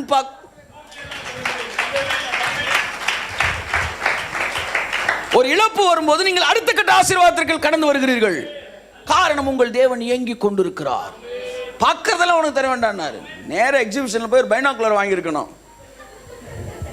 வந்தெல்லாம் பார்க்க முடியாது அப்படின்னு பவர்ஃபுல்லாக இந்த பெரிய பெரிய இந்த இதெல்லாம் வந்து இதில் அந்த மலை உச்சியில் இந்த மேலே இது லைட் ஹவுஸ்லாம் கொடுப்பாங்க ஒன்று பவர்ஃபுல்லாக வச்சு ஃபுல்லாக டெலஸ்கோப் போய் வாங்கிடலான்றீங்களா? அதை வாங்கி வந்து பார்த்துட வேண்டியதான் ஃபுல்லாக. ஏன்னா கண்ணு பார்க்குறதெல்லாம் அவர் தராரு. அதான் இவர் சொன்னார், சார்ல்ஸ் காப்ஸ் சொன்னார், ஏன்ட்டு அந்த வசனத்தை அவர் சொல்லியிருந்தாருன்னா ஒரு ஹெலிகாப்டர் வாடகைக்கு எடுத்து அப்படியே போய் ஏரியா ஃபுல்லாக தேசத்தையே பார்த்துருப்பேன். ஏன்னா கர்த்தர் சொன்னார், கண் பார்க்கும் பூமி எல்லாம் உனக்கு தருவேனார். தேவன் என்ன செய்து கொண்டிருந்தார்? லோத்து பிரித்து கொண்டிருக்கும் போது, லோத்து அவனை விட்டு பிரியும் போது என்ன செய்து கொண்டிருந்தார் தேவன்? இஸ்ரவேலை காக்கிறவர் உறங்குவதில்லை, தூங்குவதில்லை. அவர் நமக்காய் இயங்கி கொண்டிருக்கிற தேவன். உங்களுடைய வாழ்க்கையில் இன்று வரை அவர் இயங்கிட்டு இருந்தனால தான் நம்ம இந்த நிலைமையில் இருக்கிறோம். தூங்கி இருந்தாருன்னா என்னைக்கோ உங்களுக்கு, ஆமாம், உங்களுக்கு கெட்டியிருப்பாங்க சமாதி. ஆமாம், கெட்டல. ஏன் சொல்லுங்க? நீங்க தூங்காம இருந்தீங்களா? இல்லை, அவர் தூங்காம இருந்தார். நான் தூங்கிட்டு தான் இருந்தேன், ஆனா அவர் தூங்கல. நீங்கள் தூங்குகிற நேரம் பார்த்து, அதான் சொன்னான் தாவீது, நீர் மாத்திரம் என்னோடு இராது போனால் மனுஷர்கள் என்னை சமைச்சு சாப்பிட்டுருப்பாயின்னு சொல்லல, முழுங்கிருப்பாயின்னு சொல்லல, உயிரோட முழுங்கிருப்பாங்க சார். எப்படி எதிரிலாம் இருந்திருக்காங்க பாருங்க. உயிரோட விழுங்குறேன்னா நீங்க பார்த்துக்கிட்டு இருக்கும் போதே சாப்பிட்டுறது. விழுங்குறதுனா ஏமாத்துறது. அதான் சொல்ல, அதைத்தான் வந்து பேதுரு சொல்றாரு, பிசாசானவன் கர்ச்சிக்கிற சிங்கம் போல் எவனை விழுங்கலாமோ என்று, அப்படின்னா ஏமாத்தலாமோ என்று அப்படி அர்த்தம். இங்க சொல்றான், என்னை விழுங்கியிருப்பான், என்னை ஏமாத்திருப்பான் சார். அப்பேற்பட்ட எதிரிகள் மத்தியிலும் தேவன் தாவீதை பாதுகாத்தார். உங்களை பாதுகாக்க மாட்டாரா? உங்களை காக்கிற தேவன் தூங்குகிற தேவன் அல்ல. நீங்கள் போயெல்லாம் எழுப்பாதீங்க தயவுசெய்து. உங்களைத்தான் அவர் காலை தோறும் எழுப்புகிறார். அல்லேலூயா சொல்லுங்க. ஆமாம், அதாவது கடவுளை புரிந்து கொள்ளாதன் விளைவு பதட்டம். இப்போ எல்லாமே அவர் பார்த்து அவர் பின்பாக இயங்கி கொண்டிருக்கிறார் என்றால், இன்றைக்கு தமிழ்நாட்டில் நடந்து கொண்டிருக்கிற சம்பவங்களுக்கு பின்பாக தேவன் இருக்கிறாரா இல்லையா? கையை தட்டி ஒரு அல்லேலூயா சொல்லுங்க. எல்லா எதிர்மறையான சூழ்நிலைகளிலும் தேவன் வேலை செய்து கொண்டே இருக்கிறார். அதனால தான் பவுல் சொல்றாரு, எல்லா இடங்களிலும் எங்களை வெற்றி சிறக்க பண்ணுகிறார். இன்னைக்கு ஒரு விஷயம் நடந்துகிட்டு இருக்கு பாத்தீங்களா? அதுவும் உங்களுக்கு வெற்றியைத்தான் தந்து கொண்டிருக்கிறது. இன்னும் சொல்ல போனா, இதுவரைக்கும் வாங்கின வெற்றியை விட அடுத்த லெவல் வெற்றிக்கு போறீங்க. சில நேரங்கள்ல ஐயோ இப்படி பண்ணிட்டானே அப்படின்னு பதறுவாங்க. அப்ப கர்த்தர் சொல்லுவார், பண்ணிட்டான்னு உனக்கு காட்டி கொடுத்ததே இப்ப தப்பாகி போச்சா? காட்டி கொடுக்காம தான் சமாதானமா இருந்திருப்பியா? காட்டி கொடுத்தது நல்லதுதான். ஆமா, எதுக்காக காட்டி கொடுத்தேன்? ஃபில்டர் பண்றத ஃபில்டர் பண்ணிரு. ஏன்னா அடுத்த கட்டத்துக்கு நீ என்ன செய்ய போற? வரப்போற. இப்படி சுத்தி நின்று ஸ்டாவை போட்டு உன்னை சுத்தி உறிஞ்சிக்கிட்டு இருக்கிற ஆட்களை நீ கையில் வச்சிருந்தீங்கன்னா, நாளைக்கு நான் கோடிகளை கொடுக்கும்போது, நல்ல உயர்வுகளை கொடுக்கும்போது இந்த இழப்புகள் இதை விட பெரிய இழப்புகளாக இருக்கும். அதனால இன்னைக்கு நான் எதை செய்யணுமோ அதை நான் செஞ்சிடறேன். கர்த்தர் நல்லவர். கையெழுத்துங்க ஒரு அவருக்கு. ஹல்லேலூயா. எல்லா சூழ்நிலைகள் மத்தியிலும் தேவன் நமக்காய் வேலை செய்து கொண்டே இருக்கிறார். பிலமோனுக்கு எழுதின நிருபம்னு ஒரு நிருபம் இருக்கு, உங்களுக்கு தெரியும். பைபிள் அதிகமாக கவனிக்கப்படாத ஒரு நிருபம் எங்க இருக்கு? எபிரேயருக்கு முந்தினது. அது வாசிங்க ஒரு ஆளு மேல. என்ன அந்த புத்தகத்தின் பேரை வாசிங்க. அப்போஸ்தலனாகிய பவுல் பிலேமோனுக்கு எழுதின நிருபம். பிலமோனுக்கு எழுதின நிருபம். பிலமோன்றவன் யாரு அப்படின்னா, கொலேசு பட்டணத்திலே நடந்து கொண்டிருந்த சபைக்கு தலைவன். கொலேசு பட்டணத்திலே கொலேசையர்னு எழுதுறாங்க பார்த்தீங்களா? அங்கே வீட்டு சபை நடந்துக்கிட்டு இருந்துச்சு. அந்த சபைக்கு அவன் தான் ஹெட்டு. அவன் பேர் கூட அங்கே வரும். அப்போ அவன் கூட ஒரு வேலைக்காரன் ஒருத்தன் இருந்தான், ஒரு அடிமை. அவனுடைய பெயர் என்னது? ஒனேசிமு அப்படின்னு ஒருத்தர் இருந்தான். அவன் என்ன பண்ணிட்டான், கூடயே இருந்து நல்ல கடவுள் எப்படி வேலை பார்க்குறாரு மட்டும் அந்த பேக்ரவுண்ட் ஆஃப் த புக்கு மட்டும் சொல்லிடுறேன். புக்குக்குள்ளே போல இன்னொரு நாள் இந்த புக்கை பற்றி இருப்பேன். இந்த புக்கில் ரொம்ப சூப்பரான மேட்டர்லாம் இருக்கு. அப்போ இந்த ஒனேசிமுன்றவன் என்ன செஞ்சான்னா, இந்த பிலமோன் ஒருத்தர் இருக்காப்புல பார்த்தீங்களா, என்ன பிலமோன், அவர் தூங்கிட்டு இருக்கிற, அவர் கண்டுக்கிறாமல் இருந்த நேரத்தில் கொஞ்சம் பணத்தை சுருட்டிட்டு, கொஞ்சம் ஆத்துமாக்களை சுருட்டிட்டுன்ற மாதிரி கொஞ்சம் மேட்டரெல்லாம் கையில் எடுத்துட்டு ஆள் எஸ்கேப்பு. அடுத்த நாள் இவன் தேடுறேன், ஆளை காணோம். அவன் எஸ்கேப் ஆகி வெளியே போக, அங்கிட்டு அப்புறம் பின்னாடி அவன் போன இடத்துல அங்கே வேற ஏதோ ஒரு பஞ்சாயத்தில் ரோமன் கவர்மெண்ட் அவனை பிடிச்சி அவனை ஜெயிலில் போட, ஜெயிலில் வந்து பார்த்தா பக்கத்தில் பவுல் இருக்காரு, கையை தட்டி வர மாட்டு.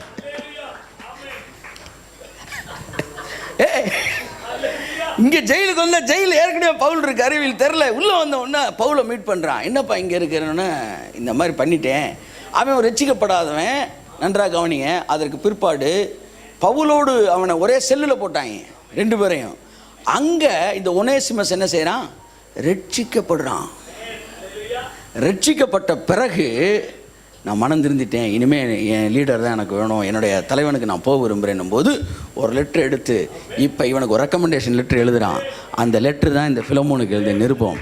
இந்த நிருபத்தில் இவனுக்காக அவன் வழக்காடுறான். வழக்காடி சொல்லுவான், இவன் வந்து முன்னாடி மாதிரி இல்லைப்பா, அவன் திருந்திட்டான், இப்போ திரும்ப உன்ட்ட அனுப்புகிறேன், உன்ட்டேருந்து போயிட்டான்னு நீ பயந்துடாத, போன பிறகும் தேவன் தூங்கலை, அவனை எங்கே கொண்டு வரணுமோ அங்கே கொண்டு வந்து அவன் வாழ்க்கையை மாற்றி இப்பொழுது பழைய மனிதனாய் அல்ல, முன்பு அவன் பிரயோஜனம் இல்லாதவன், இப்பொழுது உனக்கும் எனக்கும் அவன் பிரயோஜனம் உள்ளவன்.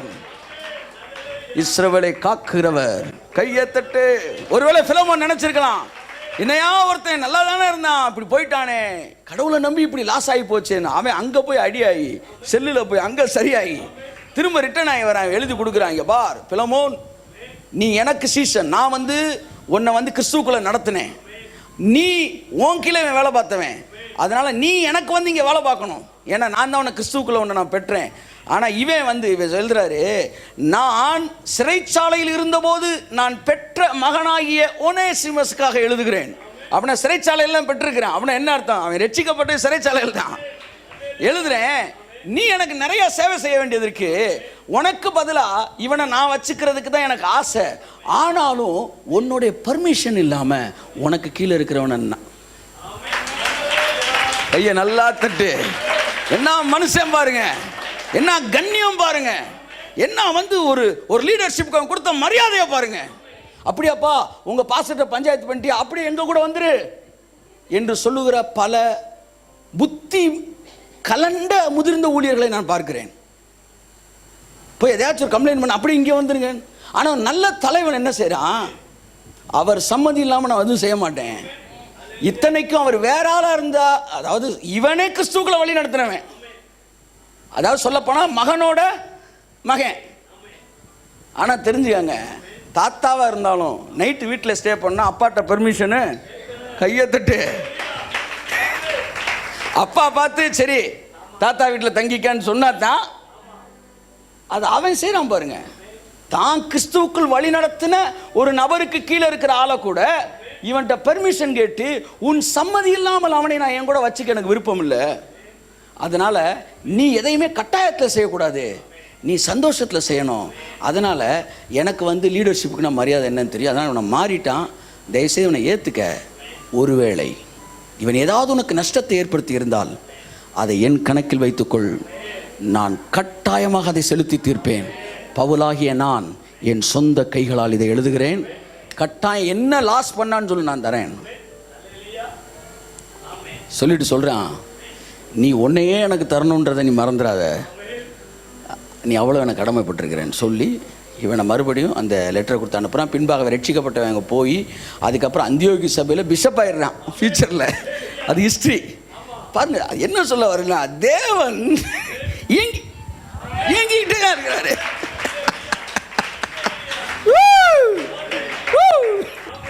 தேவன் இயங்கி கொண்டிருக்கிறார். நீங்கள் ஏன் பயப்பட வேண்டும்? அடிமையாய் தப்பிச்சு போனவன் எப்படி வரான்னா பிள்ளையா திரும்பி வரானா. அதான் சொல்றான், இப்ப அவன் அடிமையாய் அல்ல, உன் சகோதரனாய் உன்னிடத்தில் நான் திரும்ப அனுப்புகிறேன். தேவன் உங்கள்கிட்ட இருந்து ஒன்று மிஸ் ஆகி போனா கூட அது உருமாறி உங்களுக்கு அனுப்புவார். அல்லையா சொல்லுங்க. ஆமாம், நீங்கள் வந்து மணி ஆர்டரில் ரூபா அனுப்பிச்சிக்கிட்டு இருக்கக்கூடாது, விட்டுருங்க. எல்லாம் சரியாகி பாருங்கள், அந்த கெட்ட குமாரனா போய் மனம் திருந்திய மைந்தனா வந்தான். விட்டுருங்க. தேவனுக்கு எல்லா இடத்துலையும் உழைக்கலாம் இருக்கு. the whole world is God's workshop. பற்ற கடவுளோட பற்ற எல்லாம் சரியாயிரும். என்ன சொல்ல வரேன்னா, தேவன் தூங்குகிறது இல்லை. உங்கள் எதிரிகளை கூட சில நேரம் சொல்லுவாங்க, எதிரிகளை ஏங்க நீ வச்சிருக்கீங்க தெரிஞ்ச பிறகு நான் சொல்லுவேன், எனக்கு ஒரு ஃபில்டர் வேணும். எதெல்லாம் கசடோ, பொய்யை நம்பினா அது கசடு, அதெல்லாம் ஃபில்ட்ரு பண்ணி சரியான ஆள் உள்ளே கொண்டு வரைக்கும் எனக்கு ஒரு ஃபில்ட்ரு தேவை. அதனால் ஃபில்டர் நீங்கள் தள்ளி விட்டுறக்கூடாது, ஃபில்ட்ரு இருக்கணும். அப்போ தான் எது டூப்ளிகேட்னு உங்களுக்கு அவங்க என்ன செய்வாங்க, காட்டி கொடுத்துக்கிட்டே இருப்பாங்க. நீங்கள் புத்தியே இல்லாமல் ஒன்று நல்லதுன்னு நினச்சிக்கிட்டு இருப்பீங்க, அவங்க வந்து சொல்லி கொடுத்துருப்பேன். பற்றியா நீ நல்லன்னு சொன்னோன்னா நம்ம முன்னாடி வேண்டாங்க பாரு, ரொம்ப தேங்க்ஸு, நீ தொடர்ந்து உங்கள் வேலையை செஞ்சுக்கிட்டே இருங்க. தேவனை நீங்கள் பார்த்துட்டிங்கன்னா நீங்கள் எல்லா இடத்துலையும் தேவனை பார்ப்பீங்க. உங்களை சுற்றி தேவன் இயங்கி கொண்டிருப்பதை பார்த்து கொண்டு இருப்பீர்கள். யார் துரோகம் பண்ணுறா, யார் ஏமாத்துறா, தேவன் நம்மை பார்க்குறாருன்னு தெரியாதவன். ரெண்டாவது, யார் இன்செக்யூர்டாக இருக்கிறா, தேவன் வந்து தேவனுக்கும் இன்றைக்கி நடந்துக்கிட்டு இருக்க அரசியலுக்கு சம்பந்தம் இல்லை என்று நினைக்கிறவர்கள் இன்செக்யூர்டாக இருக்கிறாங்க. ஆனால் நண்புக்குரியவர்களே, தேவன் எல்லாவற்றையும் பின்பாக இயங்கி கொண்டிருக்கிறார் என்கிற ஒரு நல்ல வெளிச்சத்தோடு இன்றைக்கு உங்களை நான் அனுப்புகிறேன். தேவன் நடக்கிற சம்பவங்களுக்கு பின்பாக இயங்கி கொண்டிருக்கிறார். பழைய ஏற்பாட்டின் காலத்திலேயே அவர் இயங்குவார் என்றால், புறஜாதிகளை பயன்படுத்துவார் என்றால், நெபுகாத் நேச்சரை பயன்படுத்துவார் என்றால், இன்னுமே பல பெலிஸ்திய ராஜாக்களை பயன்படுத்துவார் என்றால், அடுத்து கோரேஸ் என்கிற அதிபதியை பயன்படுத்துவார் என்றால், இந்த நாட்களில் ஏன் புதிய ஏற்பாட்டில் இரத்தம் சிந்தி வானத்திலும் பூமியிலும் சகல அதிகாரமும் எனக்கு கொடுக்கப்பட்டிருக்கிறது, ஆகையால் நீங்கள் புறப்பட்டு போங்கள் என்று சொன்ன தேவன் எப்படி பிசாசு உங்கள் வாழ்க்கையில் கிரியை செய்ய முடியும்? பக்கத்தில் கையப்படி சொல்லுங்கள், எப்படி பிசாசு உங்கள் வாழ்க்கையில் கிரியை செய்ய முடியும்? தேவன் சகலத்தையும் தேவன் ராஜரீகம் பண்ணி கொண்டிருக்கிறார். எல்லாம் கையை உயர்த்தி சொல்லுங்கள், தேவன் ராஜரீகம் பண்ணுகிறார், தேவன் ராஜரீகம் பண்ணுகிறார். இஸ்ரவேலை காக்கிறவர், உங்கள் பேரை சொல்லி சொல்லுங்கள், ஜஸ்டினை காக்கிறவர். உங்கள் பேரை சொல்லுங்கள், ஜஸ்டினை காக்கிறவர், உறங்குவதும் இல்லை தூங்குவதும் இல்லை.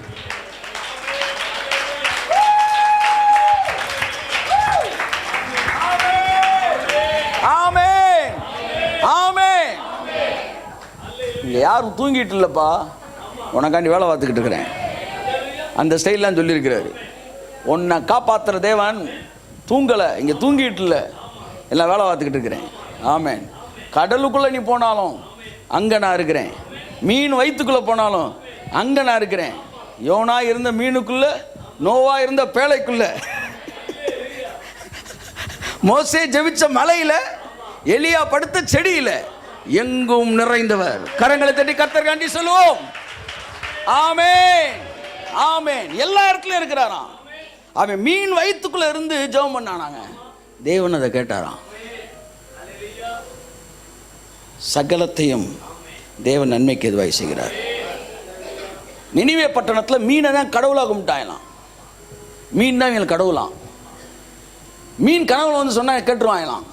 என்ன நடந்துச்சு, திடீர்னு ஒரு மீன் கடவுளாக இவன் கும்பிட்டு இருந்தாங்கல்ல, மீன் வந்து வாயை தந்தா மீனுக்குள்ளேருந்து ஒருத்தர் வந்தான் பாருங்க. இவங்களுக்கு நம்புறதோட வேற வழியே இல்லை. தேவன் ஏன் மீன் எடுத்தாருன்னா அதுக்கு அர்த்தம் இருக்கு. எகிப்து தேசத்தில் 10 வாதைகள் செஞ்சார். ஒவ்வொரு வாதைக்கும் ஒரு மீனிங் இருக்குது. ஏன் சிங்கங்களையும் புலியையும் உள்ளே விடலை, வண்டை விட்டார். அப்புறமேட்டு என்ன விட்டார், வெட்டுக்கிளியை விட்டார். அடுத்து தவளை விட்டார், பேனை விட்டார். இது எல்லாமே இவங்களோட கடவுள், அது தெரிஞ்சுக்கங்க. ஒவ்வொரு கடவுளுக்கும் ஒரு ஊரே கட்டி வச்சுருந்தாங்க. நாய்க்குன்னே இவங்களுக்கு ஒரு கடவுள் இருந்துச்சான். நாயெல்லாம் செத்து போனோன்னா அப்புறம் தான் தெரிஞ்சு அவங்களுக்கிட்டே நம்மலாம் கடவுள்னு நினைக்கிறோம், ஆனால் இவங்க கடவுளுக்கு கீழே தாண்டா நம்ம கடவுள்லாம் இருக்குது என்கிற முடிவுக்கு வந்தார். அதனால தான் சொல்கிறார், எகிப்து தேவர்கள் மீது நான் நியாய தீர்ப்பை செலுத்தினேன். நியாய தீர்ப்பை யார் கொடுத்தாராம்? பேணு வந்து உனக்கு தேவன் இல்லை, வண்டு உனக்கு தேவன் இல்லை, அடுத்து வேற என்ன, வெட்டுக்கிளிலாம் நீ கடவுள் நினைச்சில, அந்த கடவுளே என் கண்ட்ரோலுக்குள்ளான்டா இருக்கு. பஞ்சபூதமும் உனக்கு கடவுள்ன்ற, பஞ்சபூதம் நம்ம ஆமாம் பஞ்சுக்குள்ளே இருக்கு எல்லாம். இதை அவனுக்கு புரிய வச்சார் தேவன். என் அன்புக்குரியவர்களே, சகலமும் தேவனுடைய கட்டுப்பாட்டில் இருக்கிறது. God is in control. பக்கத்தில் கைப்பிடி சொல்லுவேன், தேவன் சகலத்தையும் கட்டுப்பாட்டெலாம் வச்சிருக்கிறார். ஆமென். மெரினாவாக இருக்கட்டும், அலங்காநல்லூராக இருக்கட்டும், கோயம்புத்தூராக இருக்கட்டும், திருச்சியாக இருக்கட்டும். ஒருத்தலாம் சொல்கிறான் வந்து எங்களுக்கு வந்து ஜல்லிக்கட்டுனாலும் என்னன்னு தெரியாது, ஆனால் நாங்கள் போராடுறோம். அலங்காநல்லூரே வந்து அவசர சட்டத்தை ஏற்றுக்கிட்டாலும் சேலத்தில் ஒருத்தன் சொல்கிறான் நாங்கள் ஏற்றுக்க மாட்டோம். கர்த்தர் நல்லவர். ஸோ இப்போ என்ன நடக்குது சொசைட்டியில்? அரசியல்வாதிகளுக்கு ஒன்று புரிந்து விட்டது, இனி ஜனங்களை ஏமாற்ற முடியாது. இன்னொன்று புரிந்து விட்டது, வாயை திறந்து சொல்கிற வார்த்தையை இனி அவங்க நம்ப மாட்டாங்க. சொன்னால் இனிமேல் அவனை நம்ப வைக்கணும்னா சொன்னதெல்லாம் அடுத்து குறைஞ்சது 3 வருஷத்துக்கு செஞ்சு காட்டினா தான். 4வது இளைஞர்கள் கூடுறதுக்கு முன்னாடியே செஞ்சிடுறது நல்லது. கூடிட்டாங்கன்னா கோரிக்கைகள் என்ன செஞ்சுக்கிட்டே இருக்குது? கூடிக்கிட்டே இருக்குது. அடுத்து பாருங்கள், வந்து இப்போ கோக்கு அது இது எல்லாத்தையும் ஒதுக்க ஆரம்பிச்சிட்டாங்க. நேற்று ஒரு நாள் மட்டும் எத்தனையோ 70% வெளிநாட்டு பானங்கள் விற்பதில் 70% நேற்று ஒரே நாளில் குறைஞ்சிருச்சான். 7,000 கோடி வெளிநாட்டுக்கு போகுது நம்ம காசு. எதுவுமே எனக்கு தெரியாது. எங்களுக்கு என்ன ரிக்கா பாரா ஷாரா பாரா, அவன் சுற்றி பாரா போட்டுக்கிட்டு இருக்கிறான். நீ பாரான்ட்டு இவன் அந்த ரத்த சாட்சியாக மறிக்கிறதுக்குன்னே பிறந்திருக்காங்க போல. உலகமே தெரியாமல் எதையாச்சும் வேண்டாம். கர்த்தர் நல்லவர். ஆமேன். நான் என்ன சொல்கிறேன், போர்க்களத்தில் போய் முன்னாடி நின்னா நான் சொல்லலை, நல்லா தெரிஞ்சுங்க. மாம்சத்தை நான் என்றைக்குமே தூண்டலை. நான் என்ன சொல்ல வரேன்னா, உப்பாக இருங்கள். உப்பு எங்கேயுமே தனியாக இருக்காது, ஆனால் எல்லாத்துக்கும் பின்னாடி இருக்கும். அப்படி இந்த சொசைட்டியில் உங்கள் ப்ரேயர் கடந்து போகட்டும். ஸோ தேவன் உங்களை வாட்ச் பண்ணிக்கிட்டு இருக்கிறாரு. அதுதான் யோபுவை பிசாசு பார்த்தப்ப, பிசாசு பார்த்ததை தேவன் பார்த்துருக்காரு. என்ன சொல்ல வர்றாருன்னா, அவன் உன்னை பார்த்தாலும் அதை நான் பார்த்துக்கிட்டு இருக்கேன்டா என்பதைத்தான் அங்கே சொல்ல வர்றாரு. அநேகர் சொல்லுவது போல, என் தாசனா யோபின் மீது கவனம் வைத்தாயா அப்படின்னு சொல்லி அவனை கவனம் வைக்க அனுப்பலை. அவன் ஏற்கனவே கவனம் வச்சதை நான் கண்டுபிடிச்சிட்டேன்னு சொல்றாரு. அவன் உத்தமன், சன்மார்க்கன். பூமியில் ஒருத்தனும் அவனை மாதிரி கிடையாது.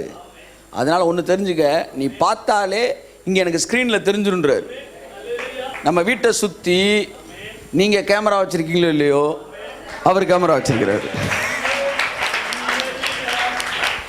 நிம்மதியாக தூங்குங்க. ஆமாம். ஒரு தடவை ஒரு ஊழியக்காரனை பார்த்து, மார்ட்டின் லூத்தரான்னு எனக்கு தெரில, யாரும் தெரில. அப்போ அந்த ஊழியக்காரன் தூங்கும்போது டஸ்ட்னு முன்னாடி வந்து நின்னானா, பயங்கரமான கொடூரமான முகத்தோடு வந்து நின்னானா. I am Lucifer, I am Satan அப்படின்னு விசிட்டிங் கார்டு கொடுத்த மாதிரி சொன்னானா. Oh, I am so tired, I meet you tomorrow அப்படின்னு சொல்லிவிட்டு திரும்பி படுத்தாராம். நான் நிறைய வேலை பார்த்து டயர்டாக இருக்கிறேன், இன்றைக்கி உன்ட்ட பேசுகிறதுக்கு டைம் இல்லைன்னு தூங்கிட்டாரான். எந்த இடத்துல வச்சுருக்கிறான் பாருங்கள். 90s எனக்கு சொன்ன ஒரு சாட்சி, எந்த இடத்துல பிசாசை வச்சுருக்கான் பாருங்கள். கிறிஸ்தவன் தாங்க பிசாசை வைக்கக்கூடாத இடத்துல வச்சுருக்கிறான். He is out of focus, out of screen. இப்போ அவனுக்கு டேட்டே கிடையாது. அவன் படம்லாம் முடிஞ்சிருச்சு. NT அவன் தியாகராஜா பகவதர் காலத்தில் ஓடிக்கிட்டு இருந்தவன். நீங்கள் இப்போ வேறு கலர் ஃபிலிம் வந்துட்டீங்க, கிறிஸ்துவுக்குள் வந்துட்டீங்க, கிபி வந்துட்டீங்க. திரும்ப பழச பேசாதீங்க. Everything is finished. துரைத்தனங்களை அதிகாரம் உரிந்து கொண்டு வெளியரங்க கோலமாக்கி சிலுவையில் வெற்றி சிறந்தார். தேவனுடைய அடுத்த கட்ட ஸ்கெடியூலில் பிசாசுன்னு ஒரு ஆள் கிடையாது. ஆசீர்வாதங்களின் அணிவகுப்பு மட்டும்தான் இருக்கிறது. நிறையா பேருக்கு பிசாசு முடிஞ்சோடனே படமே முடிஞ்சிடும், அதனால் படம் இருக்கிற வரை பிசாசு இருப்பேன். அது தமிழ் படம். வில்லன் இல்லாட்டி படம் எப்போ படம் முடியும்னு சொல்லுங்கள். வில்லன் செத்தோடனே படம் முடிஞ்சிடும். வில்லன் எப்போ சாவார்? கடைசியாக சாவார். உடனே படம் முடிஞ்சு. நிறைய பேர் நினைக்கிறேன் பிசாசு முடிஞ்சால் நம்ம வாழ்க்கையே முடிஞ்சு. இல்லை, பிசாசு சிலுவையில் முடிஞ்சிட்டான். இனிமே ஆசீர்வாதங்களை அனுபவிப்பதற்காக பல ஸ்கெடியூல் தேவன் வச்சிருக்கிறாரு, டைம் டேபிள் வச்சிருக்காரு. இந்த வருஷம் ஃபுல்லாக இந்த ஆசீர்வாதத்தை அனுபவிக்கணும், அடுத்த வருஷம் அடுத்த கட்டம், அடுத்த வருஷம் அடுத்த. அதனால் இஸ்ரவேலை காக்கிற உறங்குவதில்லை, தூங்குவதில்லை. எப்பெல்லாம், அதுக்கு முந்தின வசனம் வாசிமா, ஒரு தடவை வாசித்து முடிச்சிரு. உன் காலை தள்ளாட ஓட்டார், உன்னை காக்கிறவர் உறங்கார். காக்கிறவர். எப்பெல்லாம் உன் பாதுகாப்பை பற்றி உனக்கு பயம் வருதோ, எப்பெல்லாம் தேசத்தை பற்றி உனக்கு பயம் வருதோ, எப்பெல்லாம் பிசினஸ் பற்றி பயம் வருதோ, எப்பெல்லாம் குடும்பத்தை பற்றி பயம் வருதோ, ஒரே ஒரு வசனம் சொல்லு, என்னை காக்கிறவர் உறங்கார். உறங்கார் என்று தனிப்பட்ட ஒரு ரீதியிலே அந்த வார்த்தையை சொல்லிட்டு அடுத்து அதை கண்டினியூ பண்றாரு. என்ன மட்டும் இல்ல, இஸ்ரவேலை காக்கிறவர். யுனிவர்சல் ட்ரூத்தா மாறுது. உறங்குவதும் இல்லை, தூங்குவதும் இல்லை. வாசிமா அடுத்து. கர்த்தர் உன்னை காக்கிறவர், கர்த்தர் உன் வலது பக்கத்திலே உனக்கு நிழலாய் இருக்கிறார். ஓகே, ஹல்லேலூயா. ஸோ அதுக்கப்புறம் ப்ரொடெக்ஷன் நிறையா போகுது. நான் ஒன்று இந்த காலை வேளையில் சொல்லி முடிக்கிறேன். கர்த்தர் நல்லவர். வீட்டுக்கு போங்க, எல்லாத்துக்கும் தேங்க்ஸ் பண்ணுங்க. இன்னைக்கு நடந்துக்கிட்டு இருக்க சம்பவங்களுக்கு எத்தனை பேர் சந்தோஷமா இருந்தீங்க? ஆமென். நான் ரொம்ப சந்தோஷமா இருந்தேன். தேவன் கொடுக்குற மாற்றம், தேவன் தான் கொடுக்குறாருன்னு எப்படி கண்டுபிடிக்கலாம்? உலகம் வியக்குது. பிரியாணி பொட்டணமும் வந்து சாராயமும் வாங்கி கொடுத்து கூடின கூட்டத்தை விட கூடின கூட்டங்களை பார்த்துருக்கோம் தமிழ்நாட்டில். ஆனால் பஸ்ஸு கூட காசு கொடுக்காம வந்து இறங்கின கூட்டத்தை பார்த்துருக்கோம். இது கடவுளுடைய சக்தி இல்லாமல் நடைபெற வாய்ப்பு இல்லை. நான் என்ன சொல்லணும், அடுத்த கட்ட நகர்வுகள் அது பார்வைக்கு நேர்மறையாக இருந்தாலும் எதிர்மறையாக இருந்தாலும் நமக்கு அது சாதகமானதாகத்தான் இருக்கும். Be still and watch that he is God. அவரே கடவுள் என்பதை அமர்ந்திருந்து, எல்லாம் சொல்லுங்க, அமருங்கன்னா என்ன அர்த்தம்? Rest, relax. பக்கத்தில் தட்டி சொல்லுங்க, ரெஸ்ட், ரிலாக்ஸ். அப்போதான் படம் நல்லா தெரியும். ஆமென். நீங்கள் படம் பார்த்துக்கிட்டோம், முன்னாடி ஒருத்தர் எந்திரிச்சானா என்ன சொல்லுவீங்க? ஏய் உட்காரு, படம் மறைக்குது. யாரும் உணர்ச்சி வசப்பட விடாதீங்க. பக்கத்தில் உங்கள் குடும்ப பிரச்சனை உணர்ச்சி வசப்பட்டானா உங்கள் படம் மறைஞ்சிரும். ஏய் கொஞ்சம் அமைதியாக இருமா, நான் பார்த்துக்கிறேன். நீ செய்தி கொடுக்கல, நான் தானே கொடுக்குறேன், அமைதியாரு என்கிற மனநிலையோடு இருங்கள். சூழ்நிலைகள் எல்லாம் சரியா இருக்கும். கண்களை மூடி ஜெபிப்போம். நல்ல பிதாவே, இயேசு கிறிஸ்துவின் வெளியேறப்பட்ட நாமத்தினாலே உமக்கு நன்றி சொல்லுகிறோம். உம்மை குறித்து அறிகிற அறிவின் மேன்மைக்காக எல்லாவற்றையும் நஷ்டம் என்று விட்டேன் என்று பவுல் சொல்லுகிறான். அந்த எங்கள் இருதயம் இந்த தேசத்தை குறித்த பாரத்தில் இருக்கிறது. இந்த தேசத்தின் நகர்வுகளை கூர்ந்து கவனிக்கிறது. எங்களை விட அதிகமாக நீர் கவனித்துக் கொண்டிருக்கிறீர். வலது கரத்திற்கும் இடது கைக்கும் வித்தியாசம் தெரியாத 140,000 பேருக்கு நீங்க அவ்வளோ கவலையா இருப்பீங்கன்னா, நினிவே நகரத்துக்கு ஏறக்குறைய 7 கோடியிலிருந்து 10 கோடி வரை பேர் இருக்கிறது தமிழ்நாட்டுக்கு நீ கவலை இல்லாத இருப்பீரோ? கூர்ந்து கவனித்துக் கொண்டு இருக்கிறீர். எங்கள் நாடு நாங்கள் விரும்புகிற மாநிலமாய் மாறட்டும். நாங்கள் பார்க்கிற தந்திர அரசியல்கள் தவிடுபடி ஆகட்டும் பிதாவே. பைபிளில் நாங்கள் பார்த்த கானான் தேசத்தின் வாழ்க்கையெல்லாம் எங்கள் தமிழ்நாட்டுக்குள்ளே கடந்து வரட்டும், கடந்து வரட்டும். இயேசு நாமத்தில் கடந்து வரட்டும். ஆமென். தேசத்திற்காகவும் செழிப்பிற்காகவும் தங்களை பெருமையாய் பேசிக்கொண்டிருக்கிற நாடுகள் மத்தியில் எங்கள் மாநிலங்களை ஆசீர்வதித்து உயர்த்துங்க. அமெரிக்க அதிபதி சொன்னார், இனி எங்கள் நாட்டை பற்றி தான் நாங்கள் கவலைப்படுவோம். நீ வெளிநாட்டுக்காரர்களுக்கு இங்கே இடமில்லை என்கிற அளவில் பேசிட்டாரு. காரணம் செழிப்பு, செழிப்பின் மமதை. உலக நாடுகளிலே சில நாடுகளை அப்படி பேச வைக்குது. அந்த செழிப்பை தேவன் எந்த நாட்டு செழிப்புக்கும் நம்ம ஏங்கி நிற்க வேண்டிய அவசியம் இல்லை. உன்னையும் என்னையும் இந்த மாநிலத்தில் பிறக்க வைப்பது தேவனுக்கு சித்தம்னா, உன்னையும் என்னையும் ஆசீர்வதிக்கிறது தேவனுக்கு சித்தம்னா, உனக்காகவும் எனக்காகவும் இந்த மாநிலத்தை ஆசீர்வதிப்பது தேவனுக்கு சித்தம்தான். Everything is interconnected. Bless in Jesus name. கரங்களை தட்டி கர்த்தருக்கு நன்றி சொல்லுவோம். இது ஒன்றோடு ஒன்று தொடர்புடையது. நான் பிறந்திருப்பது தேவ சித்தம், நான் ஆசீர்வதிக்கப்படுவது தேவ சித்தம். அப்படி என்றால் இந்த தேசம், இந்த மாநிலம் ஆசீர்வதிக்கப்படும் தேவனுடைய சித்தம். ரத்தம் தெளிக்கப்படட்டும். ஆமென். பூமியை பிளஸ் பண்றேன், ஆசீர்வதிக்கிறேன். எல்லாரும் ஒருமனப்பட்டு சொல்லுவோம், இஸ்ரவேலை காக்கிறவர் உறங்குகிறதும் இல்லை தூங்குகிறதும் இல்லை. என்னை காக்கிறவர் உறங்குகிறதில்லை, அவர் வேலை செய்து கொண்டிருக்கிறார். இந்த நிமிடத்திலே எதிர்மறையான என்னுடைய வாழ்க்கையில கூட, என்னுடைய சூழ்நிலையில கூட என் தேவனாகிய கர்த்தர் எனக்காக இயங்கிக் கொண்டிருக்கிறார். கதவுகளை திறந்து கொண்டிருக்கிறார். இயேசு கிறிஸ்துவின் நாமத்தினாலே நீ பயப்படாதே. உன்னை காக்கிறவர் உறங்கார். தைரியமா போ. உனக்காக அதிகாரிகள் மத்தியில, சூழ்நிலைகள்ல தேவன் வேலை செஞ்சுக்கிட்டு இருக்கிறார். உன் சரீரத்துக்குள்ள தேவன் வேலை செய்து கொண்டிருக்கிறார். ஆமென். மாத்திரை சாப்பிட்ட பிறகுதான் உனக்குள்ள வேலை நடக்குதுன்னு நினைக்காத. இந்த நிமிஷத்துல உனக்குள்ள வேலை நடந்துகிட்டு தான் இருக்கு. உன் சரீரத்துக்குள்ள வேலை நடந்து கொண்டு இருக்கிறது. உன் எண்ணம், உன் நம்பிக்கை மாத்திரையின் மீது அல்ல, தேவனுக்குள் வரட்டும், தேவன் மீது வரட்டும். இயேசு கிறிஸ்துவின் நாமத்தினாலே தாழ்த்தி ஒப்பு கொடுக்கிறோம். ஆசீர்வாதத்திலும் ஜீவனும் நல்ல பிதாவே. ஆமென், ஆமென், ஆமென். தினமும் ஒரு தியானம்.